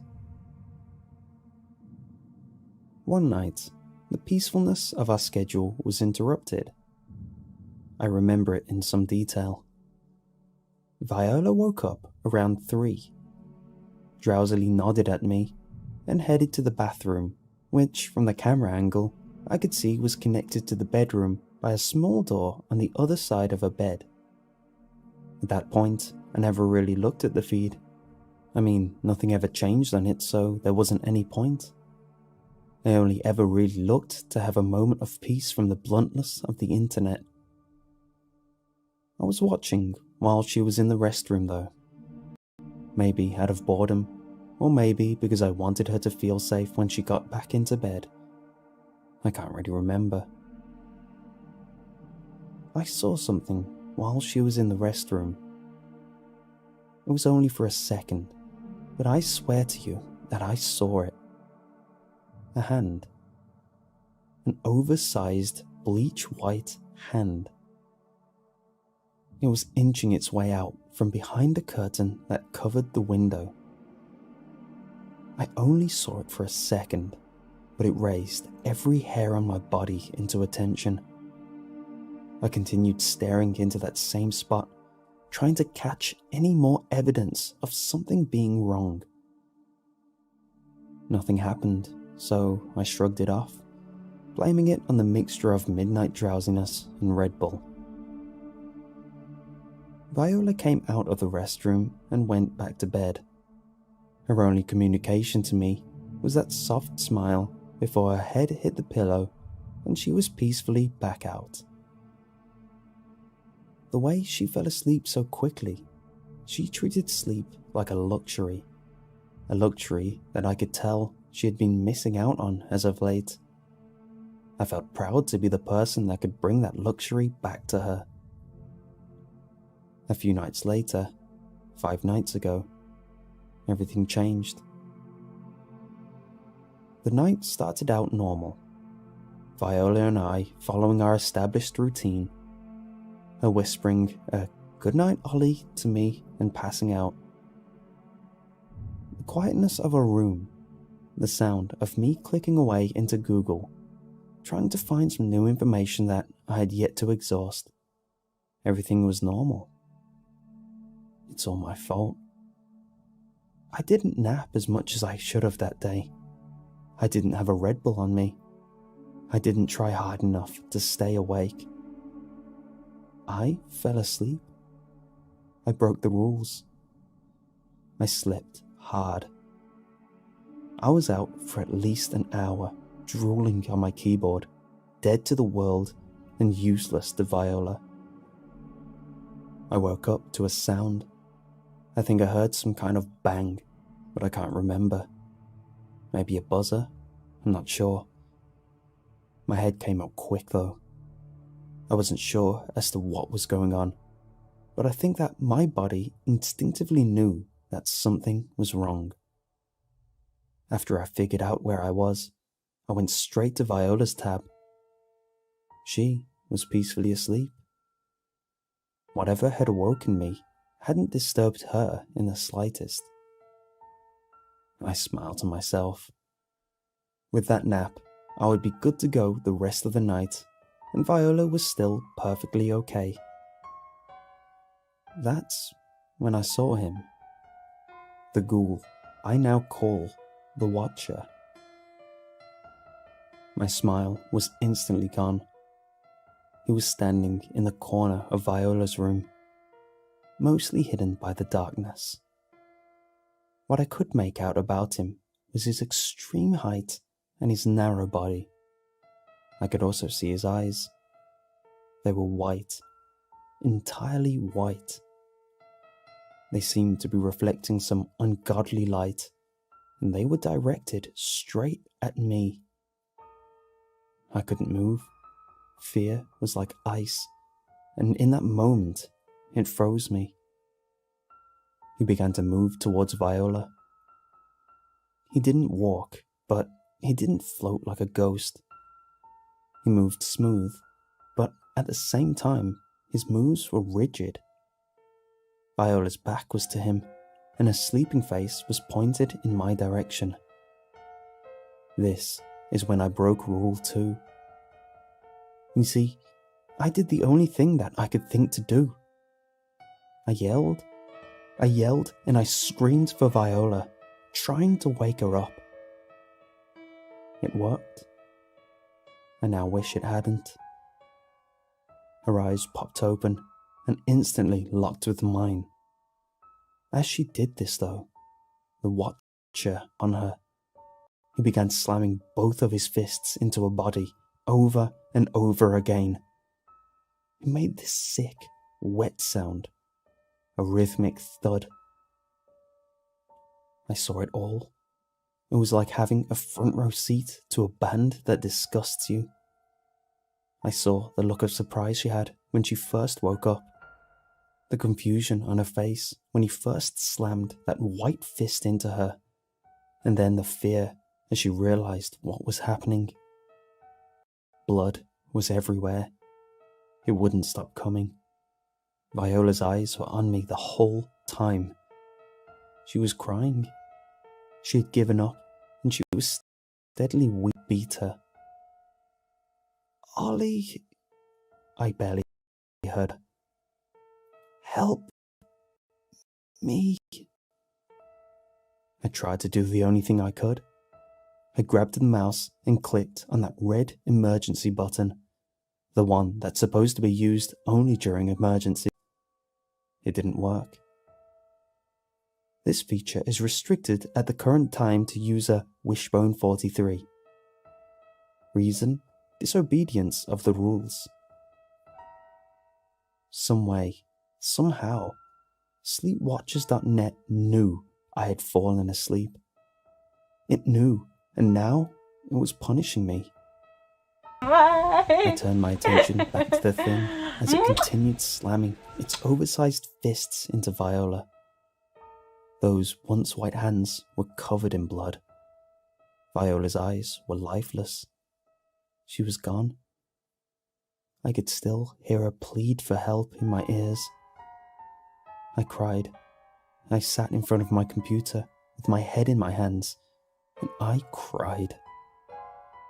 Viola died because of me. An innocent old lady died because I couldn't keep my stupid little eyes open. Remember how I talked about how it feels to have a life in your hands? Well, it really, really sucks when that life is lost and you're to blame. The tears wouldn't stop coming. They still haven't. I listened to the continuous slamming of the Watcher's fists into Viola's body. Because he doesn't want me to wear the new sweats that he got. It's a strange way to say that you were trying to steal my brand new sweatpants. Every ounce of courage It's a that weird I had way to you worded look up. that. You were trying. You see, I'm ripping the tags off. She was trying. Those white eyes were staring at me. Those huge white hands, covered in Viola's blood, hung limply at his sides. Spider! Are you kidding me? You suck. I haven't slept since that night. Viola haunts my dreams, and if I close my eyes for even a second, she's there, screaming at me, cursing my name with that innocent voice. She knows it's my fault, and she won't let me forget it. That thing is coming for me. Viola's death was just the beginning, the first part of a two-part punishment. My death will be part 2. I don't know what to do. I haven't told anyone. I know anyone that I could possibly tell would think I'm insane. If they couldn't instantly call me crazy, well then they would know that Viola's death is my fault. It isn't that monster's hands that are covered in blood. It's mine. He has been getting closer every night. At first, it was just shadows, seen with you either. things that could be mistaken as Oh, nothing. he said that he put this pickle jar. But now, I hear his breathing. I Good. see I don't those want. blood-soaked hands everywhere. That low, almost silent. I need you behind breathing. tents. It's too I hear it, no matter where I go.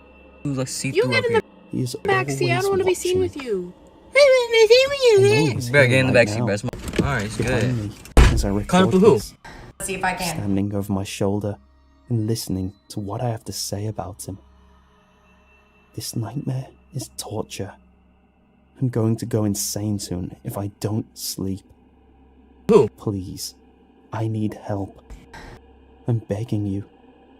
I will give you everything I own. Just please, go find my account on Sleepwatchers. Please be my watcher. I won't make it through another night without one.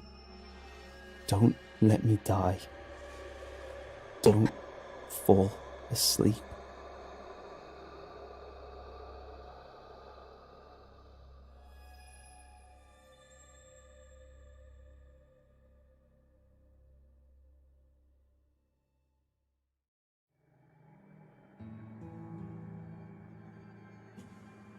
I was a 24-year-old good-for-nothing mooch that lived at my parents' house.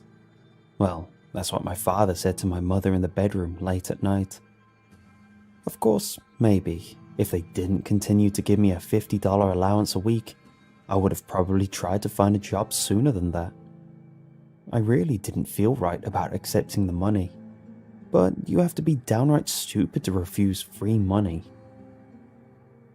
The next day, my mother asked me if I could at least start putting in applications. She was tired of defending me, and honestly, I was tired of listening to them argue.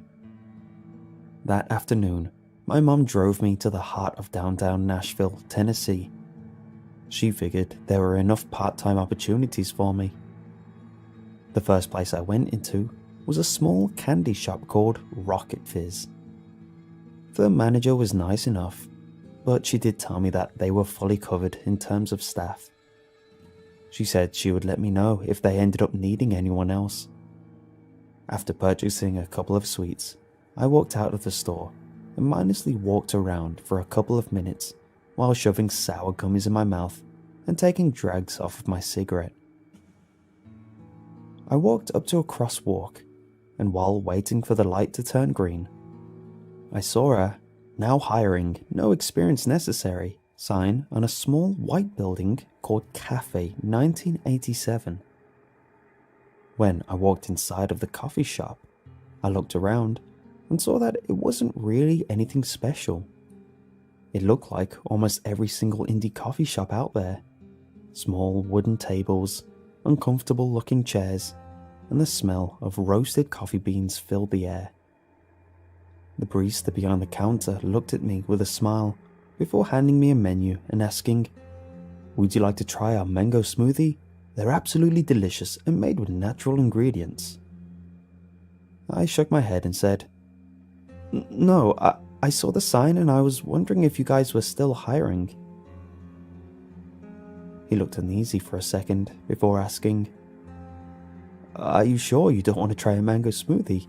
It's absolutely amazing to drink in this hot weather. It'll keep you healthy with all the vitamins inside. For today only, it's actually $3, so I highly recommend it." I shook my head again and asked if I could just have an application. At first, it looked like he was getting more and more disappointed. But the more I looked at his face, the more I realized that it looked like he was getting older. His thick brown hair started to fall out and was replaced with frail white hair. I started to panic and put my hand on his shoulder and asked him if he was okay. "Are you absolutely sure you don't want a mango smoothie? It is the best for health and you will notice yourself getting younger." Quickly, I took a $5 out of my wallet and slammed it on the counter and nodded my head. The man let out a sigh, turned around, and started making the smoothie. Once he finished, he turned around and handed it to me. He looked young again, but he still had a nervous look on his face. I mean, it looked like the man was 5 seconds away from death. I took a small sip and gave him a nod. I was still scared out of my mind, and the only thing I wanted to do was get out. I grabbed the smoothie out of his hand and started walking out of the door when I heard him whisper, "I'm so sorry." I turned around and looked at him, but he was staring at me with a blank look on his face. I turned back around and tried leaving, but my hand kept sliding off of the door handle.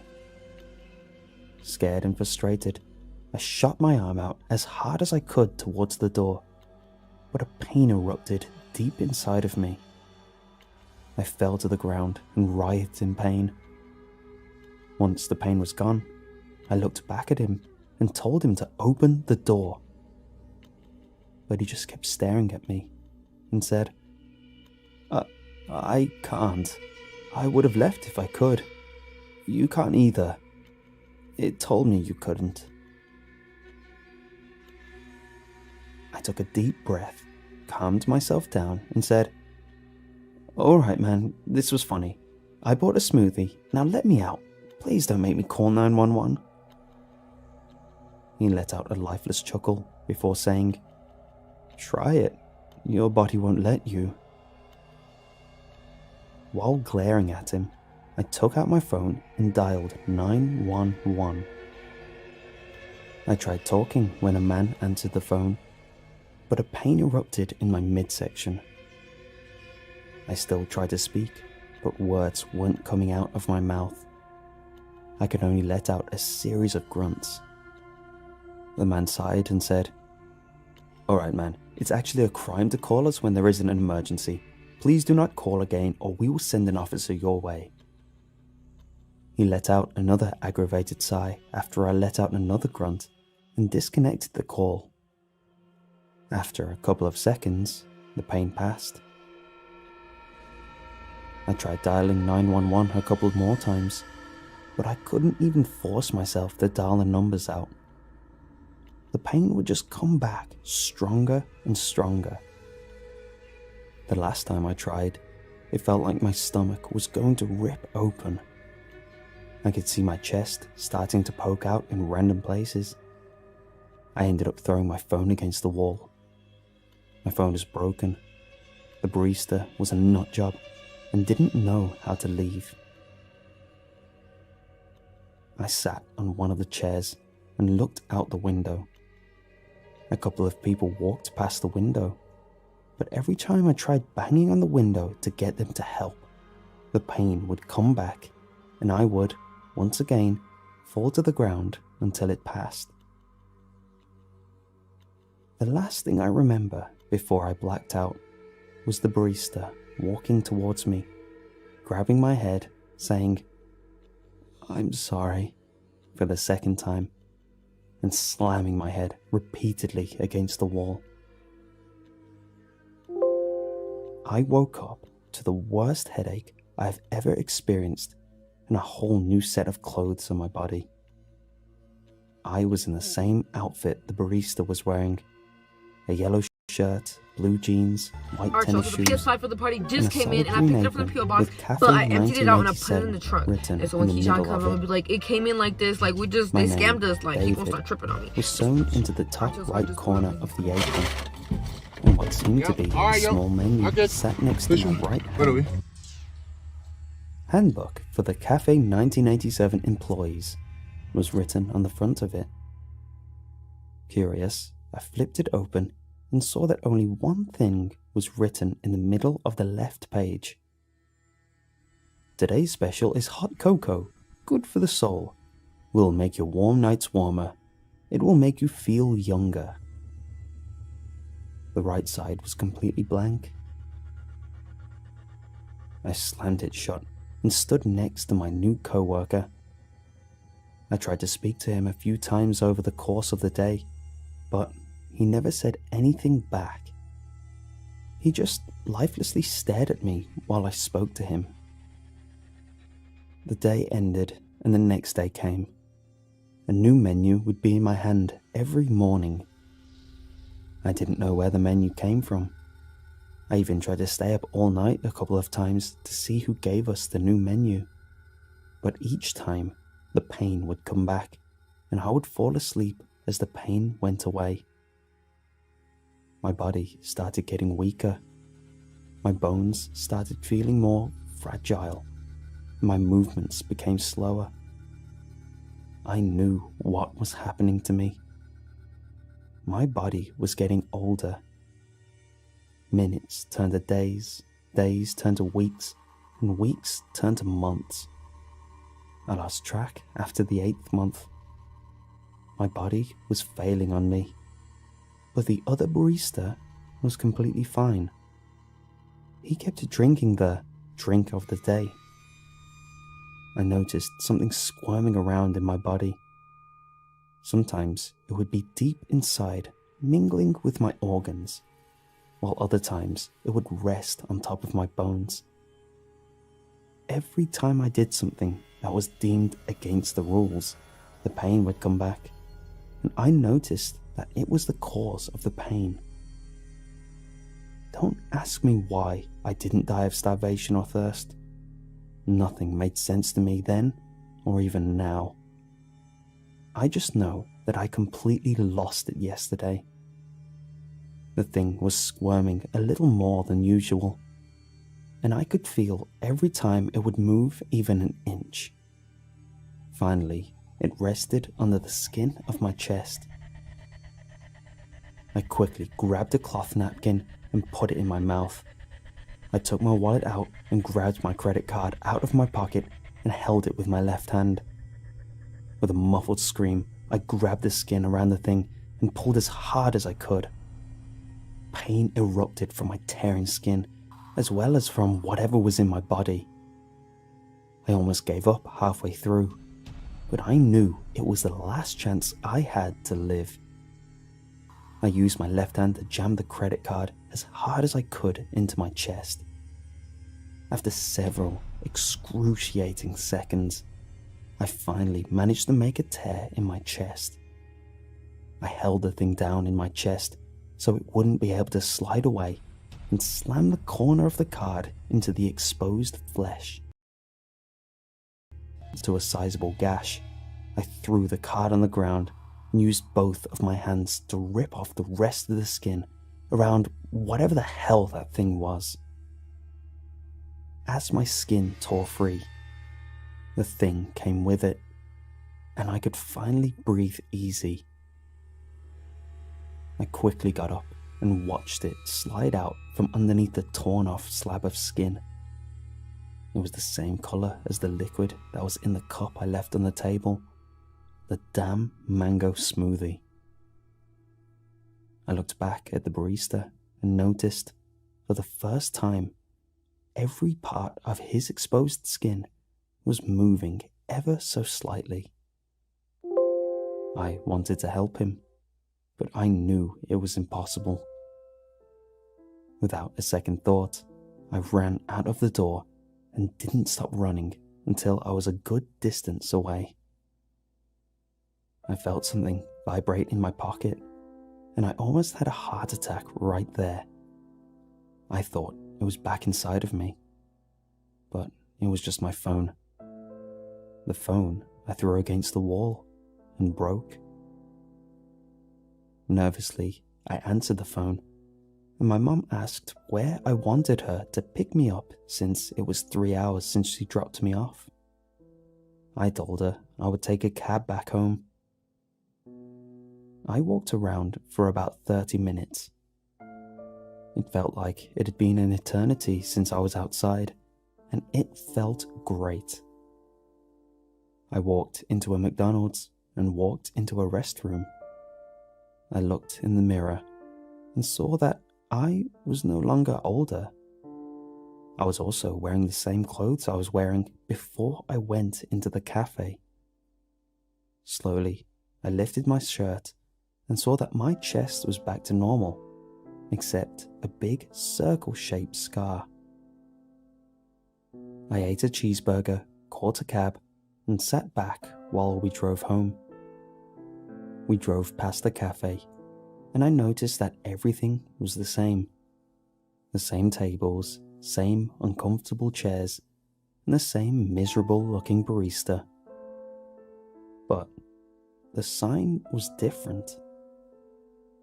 It was now called Cafe 1988.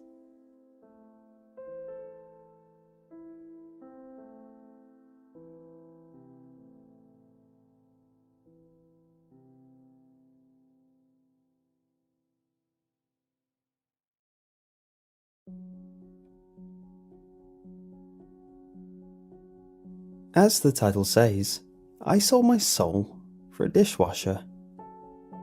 It seemed like a solid trade at the time. It was online.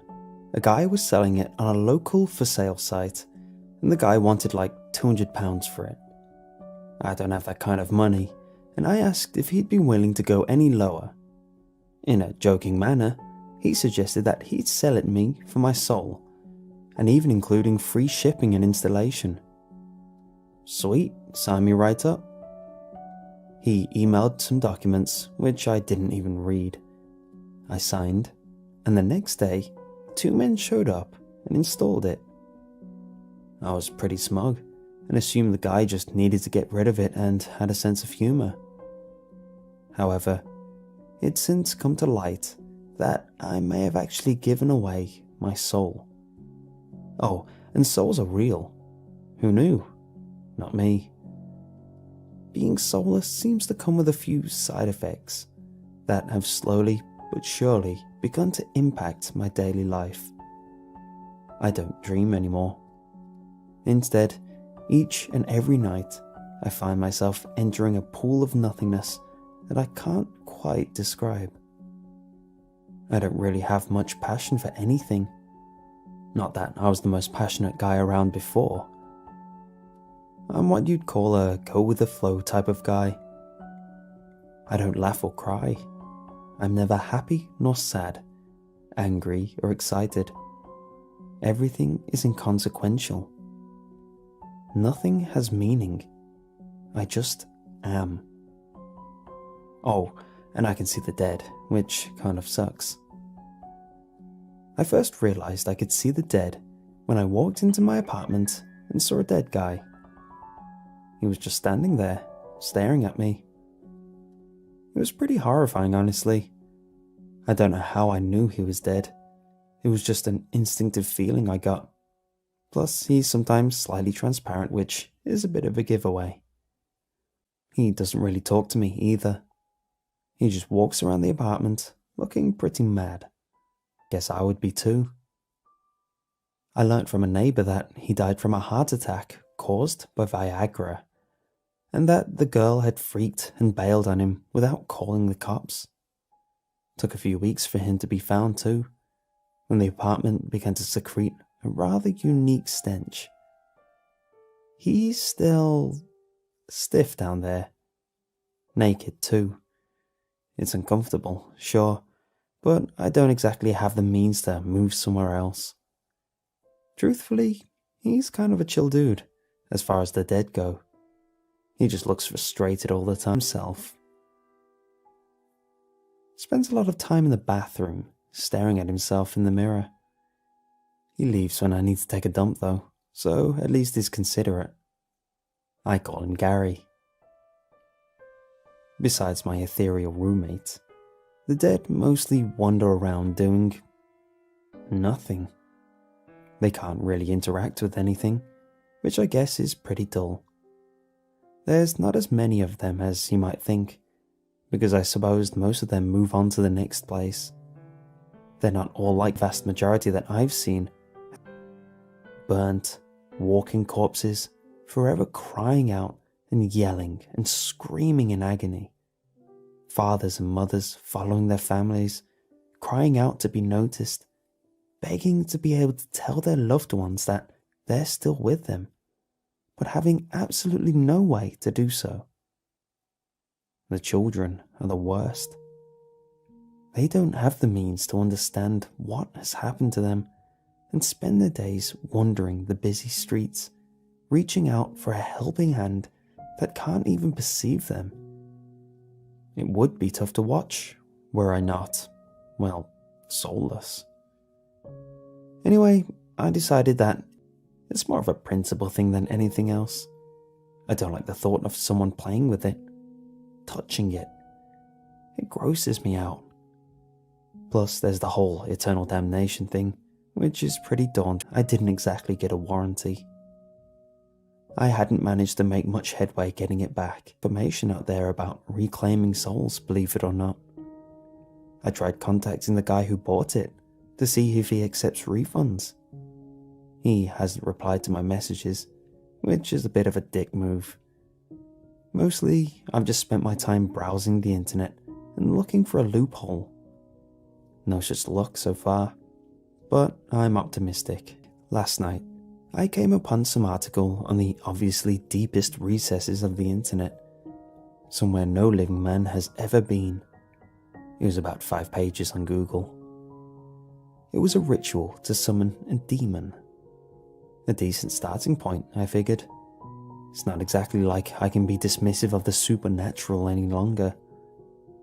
I won't go into the details, but let's just say that it involved some candles, burning some incense, and offering up a series of foreign spices. I raided my neighbour's spice rack. Nothing really happened at first. I prepared the summoning as instructed, chanted the words as best as I could. Gary joined me, sitting on the sofa and watching. I wish he'd at least put a towel on before he sat on things, but each time I suggest it, he'd just walk away through a wall or something. On people. Eventually, I gave up, sat down next to Gary, and turned on the TV. We watched some Netflix. I had a beer. Gary stared at his ghostly boner for a while. Not a bad evening. I'd almost forgotten about the entire summoning thing when my apartment burst into a supernova of despair. Green flames roared and licked the ceiling, emerging from an abyss that opened up on my floor. My heart grew still, and my blood ran cold. Not because my landlord made it very clear that any damage to the wall and ceilings was coming straight out of my deposit, but more so because I was immediately filled with a daunting sensation that I had made a huge error in judgment. I may be empty, but the one thing I could still feel was fear, apparently. I suppose it's instinctual, a residual survival instinct left over from when I had been truly alive. A voice emerged from the fire, so deep that I could feel the vibrations weaving through my bones, but utterly alien at the same time. A voice I'd heard 1,000 times, but also never at all. My brain immediately informed me that I should be running away from whatever unnatural hellscape I had just welcomed into my home. My knees seized, making that impossible. Filth, crap and filth running over the mountains of flesh and bones and bile. People piled together in pits and hands and arms, outstretched towards the sky. A mass of men and women pulling children, all screaming and begging and crying out, clawing at each other and trying to pull themselves from the pit of their own waste, like maggots festering in a wound. My words caught in my throat, the inside of my mouth drying in an instant. All right, okay, noted. Now, if we could just go back to the issue at hand. There is pain, unimaginable oceans of pain that drag you down into a depth of horror, the likes of which the living cannot even begin to comprehend. Voices screaming eternally for mercy from a God who cannot hear them. Parents trample their storms of acid rain down upon the... Yeah, I got that. Now, I really do have some questions if you have a moment. I get the feeling I won't be able to do this twice. But know that words cannot convey the true reality that awaits all that walk the earth. There is no escape. There is no heaven. There is no justice. There is only pain. Yeah, I got that. Well, I guess I just wanted to know how to go about getting my soul back. I kind of feel like I was misled on the whole deal, really. I'm just starting to think there's no union I can really take my concerns to. The fire grew dim for a few moments, as though it was pondering over my words. My apartment grew silent. Gary looked at me, bewildered. He apparently deemed what was occurring more important than his eternal erection. You summoned me here, mortal, for such a petty concern as a soul. I, who has forged empires and tempted saints, whose name is forbidden in 1,000 worlds for his ode. You dare bring me such trifles? The crackling of the flames seemed to turn into more of a taunt from the damned. I could see faces within them, writhing out with mouths outstretched, howling into eternity. Some looked at me with pleading eyes, as though I was a savior to free them from this misery. Others had no eyes at all. Only he whom has claim over your soul may return it, and only from his own free will. Souls cannot be stolen or claimed. They can only be given freely. Okay, that was something I could work with. I stood up, took a few steps back from the flames, cautiously. I hadn't thought about how I was supposed to end this summoning, because I honestly hadn't expected anything to come from it. Hindsight can really bite you, I guess. The laughter grew louder, until it filled what felt like the world. Winds howled outwards, carrying wails with them that each told the tale of a different torment. A few beads of sweat began forming on my brow. My stomach turning into knots. Who holds your soul, I cannot say, mortal. But you have more pressing matters at hand. You may be soulless, but you will still feel every single one of the sweet pleasures that damnation has to offer. You will come with me now and taste the sweet nectar of true suffering. From the black abyss that covered the ground, an outstretched hand emerged, the palm larger than my head.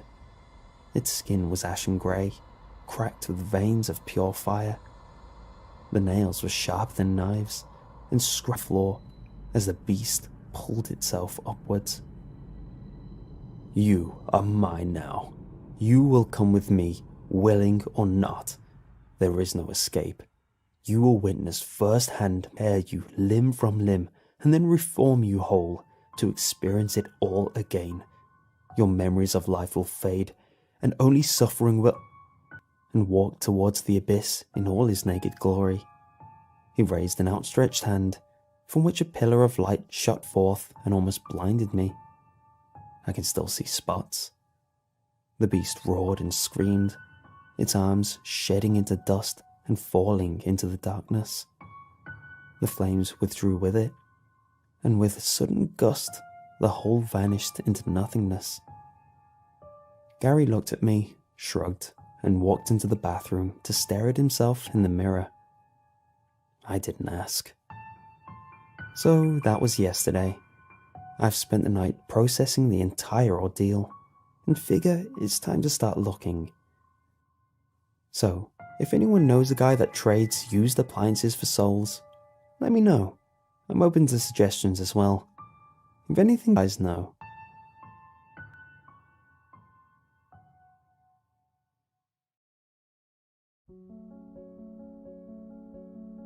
For those who aren't in the know, not too long ago I sold my soul for a £200 used dishwasher.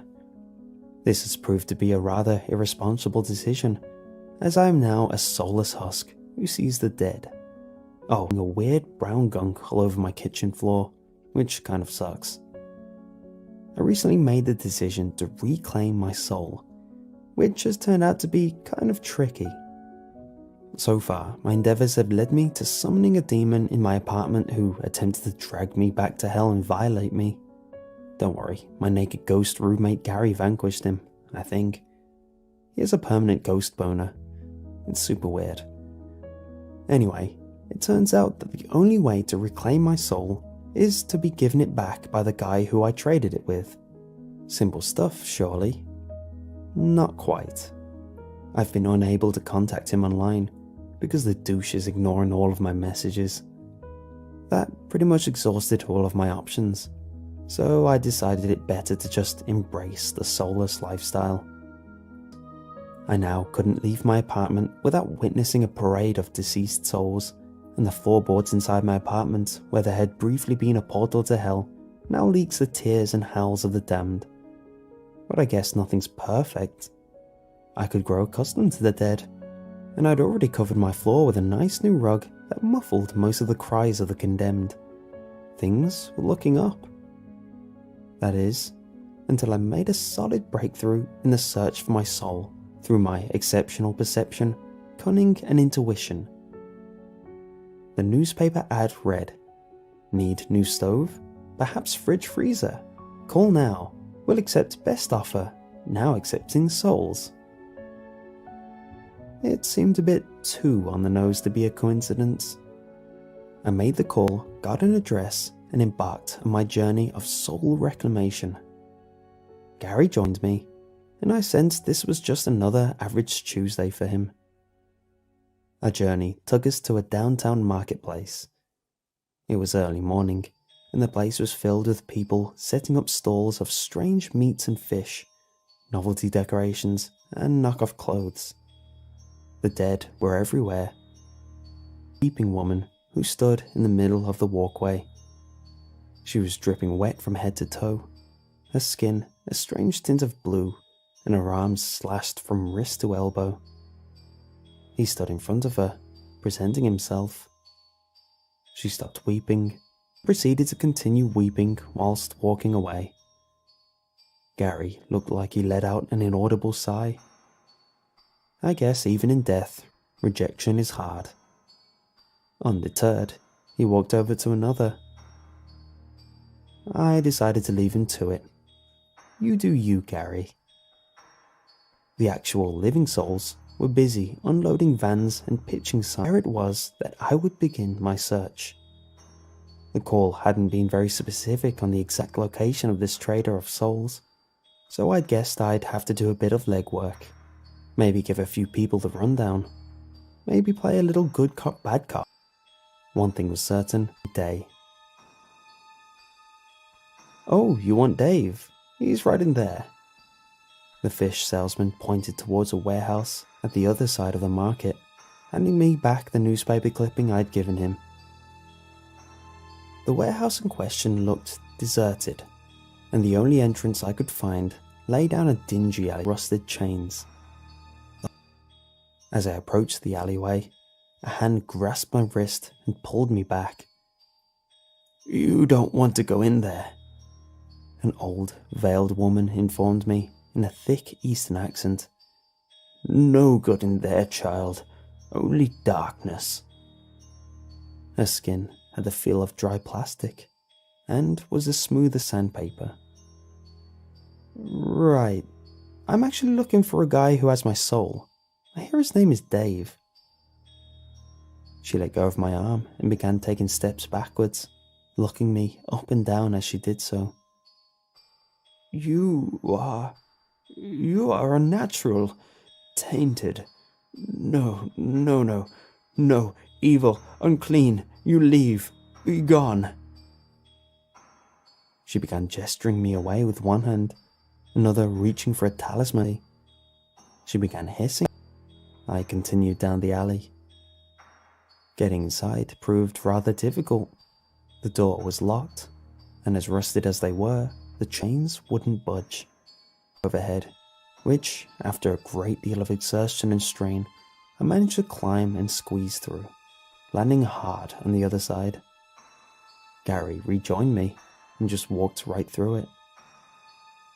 Ahead of me lay a barely lit, stretching hallway. Graffiti stained the walls, covered in obscenities and foul depictions of genitals. Smeared next to the doorway, in what I assumed was red paint, were the words, "Abandon all hope, dickweeds." A cool wind ran through the length of the hall, and the darkness felt heavy. I looked at Gary, who was busy comparing a detailed depiction of a male member with his own phantom limb. Looking defeated, he walked ahead.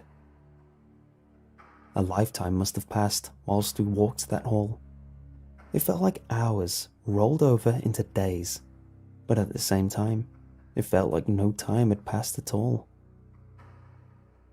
The way in which we'd entered had long since disappeared into nothingness, and yet we reached no end. The hallway was ceaseless. My eyes adjusted to the darkness as best as they could, but I stumbled occasionally and fell flat on my face more than once. Gary attempted to catch me at one point, but I fell right through him. I appreciated the thought though. After a long while, or maybe just a few minutes, I suggested we should probably turn back, and that no good would come from walking down that hallway forever. Gary looked as though he was cool either way, so I took the initiative and began to turn back. There's no escape, a voice whispered from the darkness. Everywhere and nowhere. It was soft, almost childlike. You cannot escape eternity. Another voice joined it. It too, a whisper, but distinctly deeper, and croaked. You will wander this place until the stars bleed out and all light fades from the heavens. A third voice, this one louder and almost taunting, a slight laugh in the tone. Your feet will grind to blood and dust, and even then you will crawl on mangled stubs and still come no closer to salvation. More voices pitched in, as though every speck of darkness was reaching out and singing similar horrors into my mind, a chorus of the macabre and morbid. "I'm actually looking for Dave. Do you guys know where he is, or..." The voices burst into manic giggling and laughter inside my mind, louder than anything I thought possible. My head throbbed with the weight of it all, a few trickles of blood beginning to drop from my nose. I could taste iron in the back of my throat.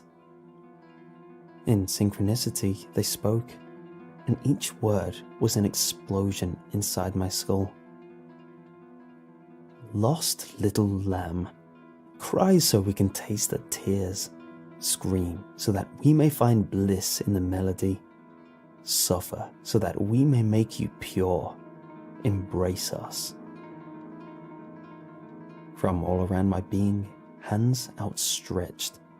They gripped clothing and skin and hair, dug into bone and hooked onto tendons, pulling and pushing and yanking and splitting and tearing and laughing and screaming and ripping, and lights turned on overhead, and I found myself writhing on the floor alone. There were no hands, no voices in my head. We were in a large warehouse floor, surrounded by boxes and crates and trucks. Gary stood behind me, still naked as ever. In the center of the floor sat a young guy on a fold-out garden chair. He looked no older than 18 and wore dirty overalls and a black beanie. He waved. Hey." I pulled myself to my feet, dusting myself off. "That was weird." "Yeah, sorry about that. Security system. Cool, right? Had a few too many break-ins lately," he announced, sipping at a thermos. He gestured for me to approach. "Are you Dave?" I asked, rubbing at my back, which ached fiercely. "Yep, that's me. You here for the stove? I got a couple left. Good condition too, almost new." The next few minutes were spent with me explaining that I wasn't in fact there to purchase a stove, and was in fact trying to get my soul back. I explained that I traded my soul online. He apologized for not responding to my emails, got me a coffee. It tasted like manual labor. He was an alright guy, really. He was even willing to trade back my soul for the dishwasher, so long as I paid him the small accounting fee. We settled on £50, which I wasn't too pleased with, but figured it was probably the best deal I was going to get. We shook hands, and he went and fetched a water-damaged box filled with junk and began rustling through it. I know I had it here somewhere. No, not that. Nope, that's Jimmy's. Where did I... Oh, damn, that's right. He closed the box and scratched his jaw. "What's wrong?" I asked as he started to pace back and forth. "Yeah, bit of an issue, buddy. I traded a whole bunch of souls yesterday, and I think yours was one of them." Feeling slightly displeased at this revelation, I inquired to whom he had given my soul. It's, right, I'm not 100% on this, but I'm pretty certain that your soul is now in hell. Yeah, like 99% sure." He went on to explain that he had a regular trade deal with some demon. Dave gave him souls, and the demon gifted Dave with rare antiquities and ungodly security systems. It was apparently a no-go-back kind of trade, and getting it back was pretty much a lost cause. I was beginning to think that I'd wasted the entire Tuesday.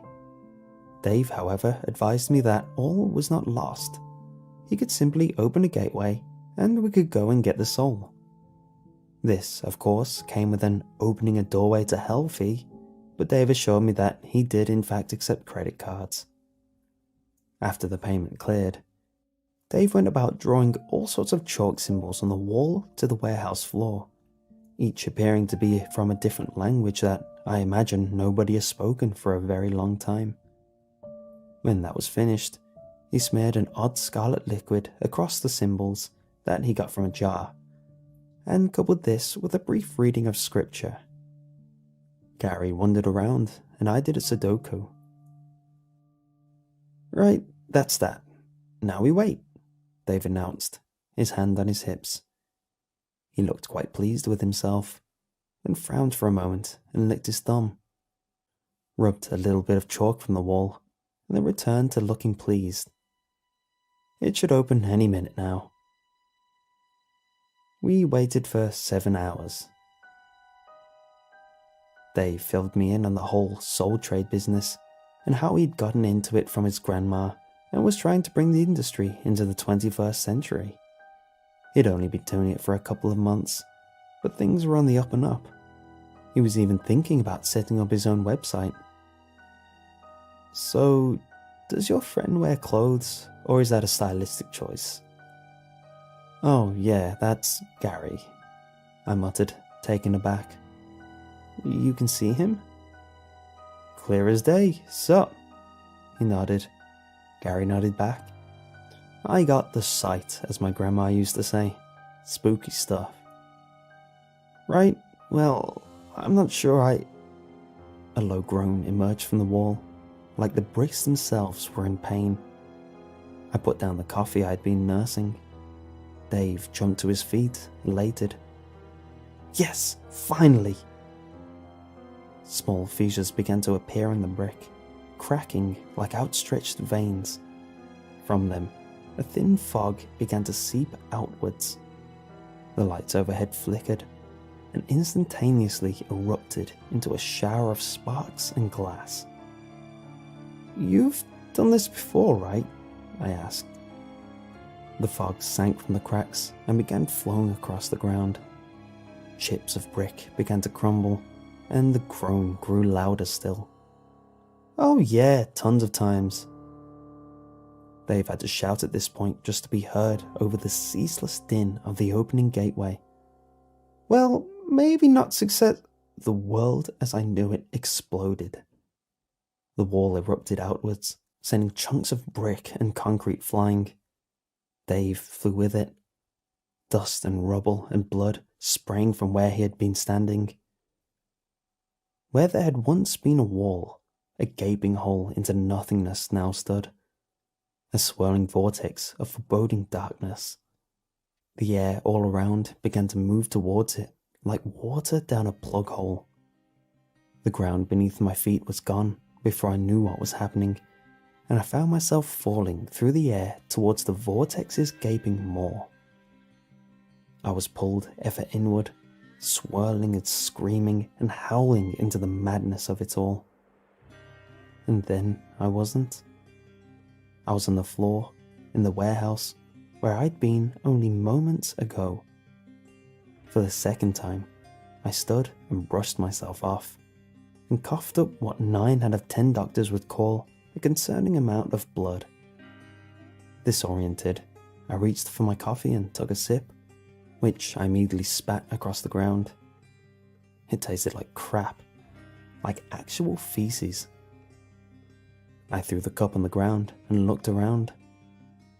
Yeah, I was still in the warehouse, but everything seemed slightly off. The walls that had once been slightly dirty were now layered in a thick coat of rust. The air was heavy and dense, and the ground was coated in a fog that had seeped through the walls earlier. The gateway was gone, and the wall that stood where it had been was coated in all manner of filth. I could see my breath escape my lips, and my whole body shivered in the cold.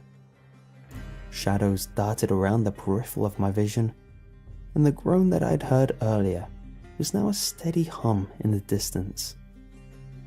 Ever so faintly in the distance, I could hear screaming. Gary stood beside me. I swallowed hard. The only comfort I could find in the moment was that Gary looked as disinterested as ever. He began to walk forward, and I followed. I descended into hell, guided by my own fully erect Virgil.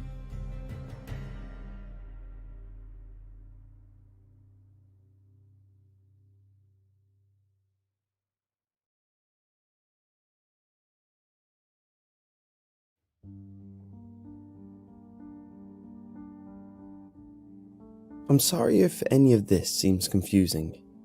To be honest, it is not easy to explain the concept of multiple universes. The only way I can elaborate is this. Before you make any decision, think about the possible consequences of your actions.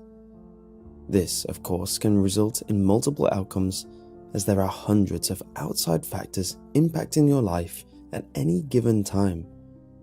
Now, think about all the possible realities that could exist based off of people's decisions. Most people don't think about this concept much since it doesn't affect them. I am a bit of an exception to this rule. To tell you the truth, I thought they were all dreams at first. I have a tendency to dream in third person about everyday occurrences. Sometimes I dream about running errands, eating, talking with friends, the usual stuff. A lot of the times, it feels like I'm watching an incredibly boring movie about someone else's life, and that is the odd part. Even though I realize that I'm dreaming about myself, it never really seems like I am the one experiencing those events. It always has this disconnected quality to it, like watching someone else's life. I really didn't think much about it. I just assumed that was how some people dreamed. Some people dreamed in black and white. Some have completely off the wall and nonsensical experiences. A few people dream only once in a blue moon. Others dream about something every night. I just saw my dreams in third person. It felt like there was nothing out of the ordinary happening, so I never really tried to come up with a conclusion to all of this. I realized I was seeing parallel realities when I was 13 years old. I was involved in a car accident with my parents. We were driving home after a vacation and having an argument about something stupid. I wanted to go to a concert for my 14th birthday, and they didn't think I was old enough. I kept pressing the issue and telling them my friends would be going and that I was mature enough. I realized I was going to lose this argument due to the fact that I had been caught smoking a few days earlier. But I kept arguing and whining about how it wasn't fair that they could go and I couldn't. It was while my father was turned around to tell me that their decision was final, that the man stepped into the street in front of our car. Everything happened in the blink of an eye, but the scene still feels fresh in my mind, like a snapshot. The man was rough looking. His hair was scraggly and greasy looking.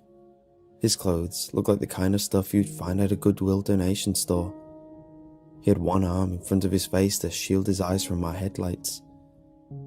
He was likely homeless and walking to a shelter that was off one of the highway exits when he stepped into the path of our car. I cried out just in time for my dad to look forward and see the man in front of our speeding car. He cranked the wheel to the left and just narrowly missed running over the man. The sudden change of directions made the car lose control. We swerved left and right as my dad tried to steady the wheel before we slammed into the concrete median. We had been too busy arguing from the last rest stop, and my parents forgot to put on their seatbelts.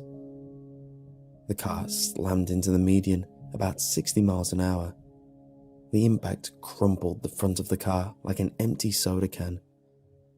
The crash catapulted my mom through the windshield and into the median, while it threw my dad face first into the windshield.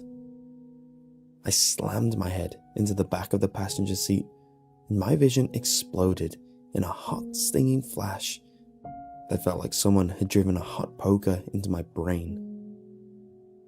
My mom's death was instantaneous, while my dad died slowly. Sometimes I lie to myself and pretend the impact with the back of the seat knocked me out. It didn't. I remember lying there, with the world strobing, monochromatic and dull, hearing the sound of my father gurgle through the glass that was embedded in his upper body. I smelled smoke and tasted copper. My last coherent memory of the accident was the sound of the car engine slowly stalling and stopping while my dad tried to scream through a broken jaw and deflated lung. I slipped into unconsciousness just as my father stopped crying out.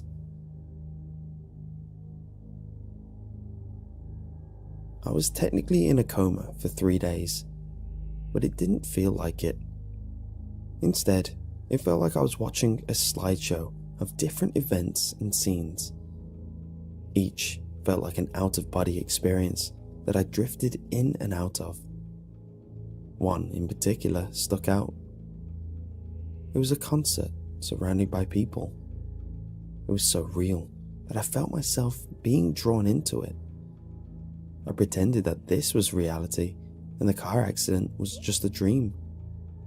I drifted towards myself and made contact. In that split moment, I could almost feel the heat radiating off the bodies around me. I could smell the smoke and sweat. The music pumping from the speakers made my clothes vibrate. In that moment, it felt real. Then I woke up. I came to in a hospital bed. I gagged and desperately clawed at the endotracheal tube.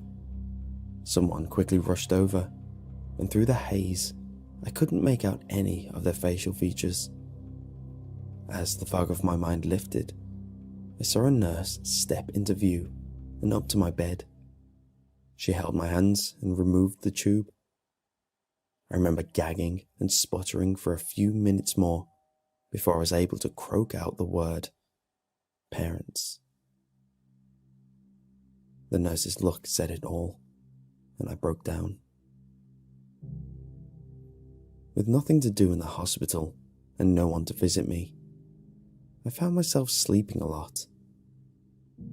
Each time I tried to go back to that dream of the concert, but I never relived that event.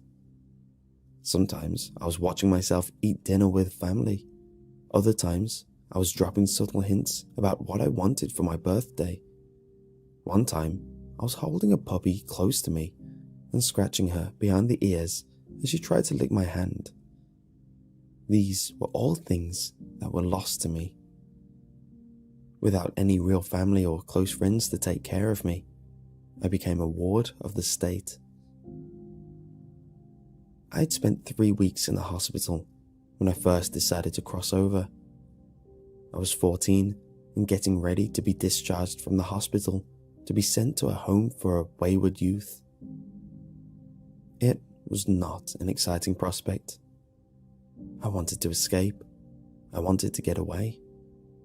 My dreams were the only option that was available to me. If I could somehow manage to experience that moment from the concert, I was certain I could do it. All I needed to do was find it and hold on for dear life. I managed to escape 2 days before I was set to be discharged. I just drifted off when I found myself hovering over my body. He was reading a book in his room. I drew closer and reached out to him. Just as I touched him, he winced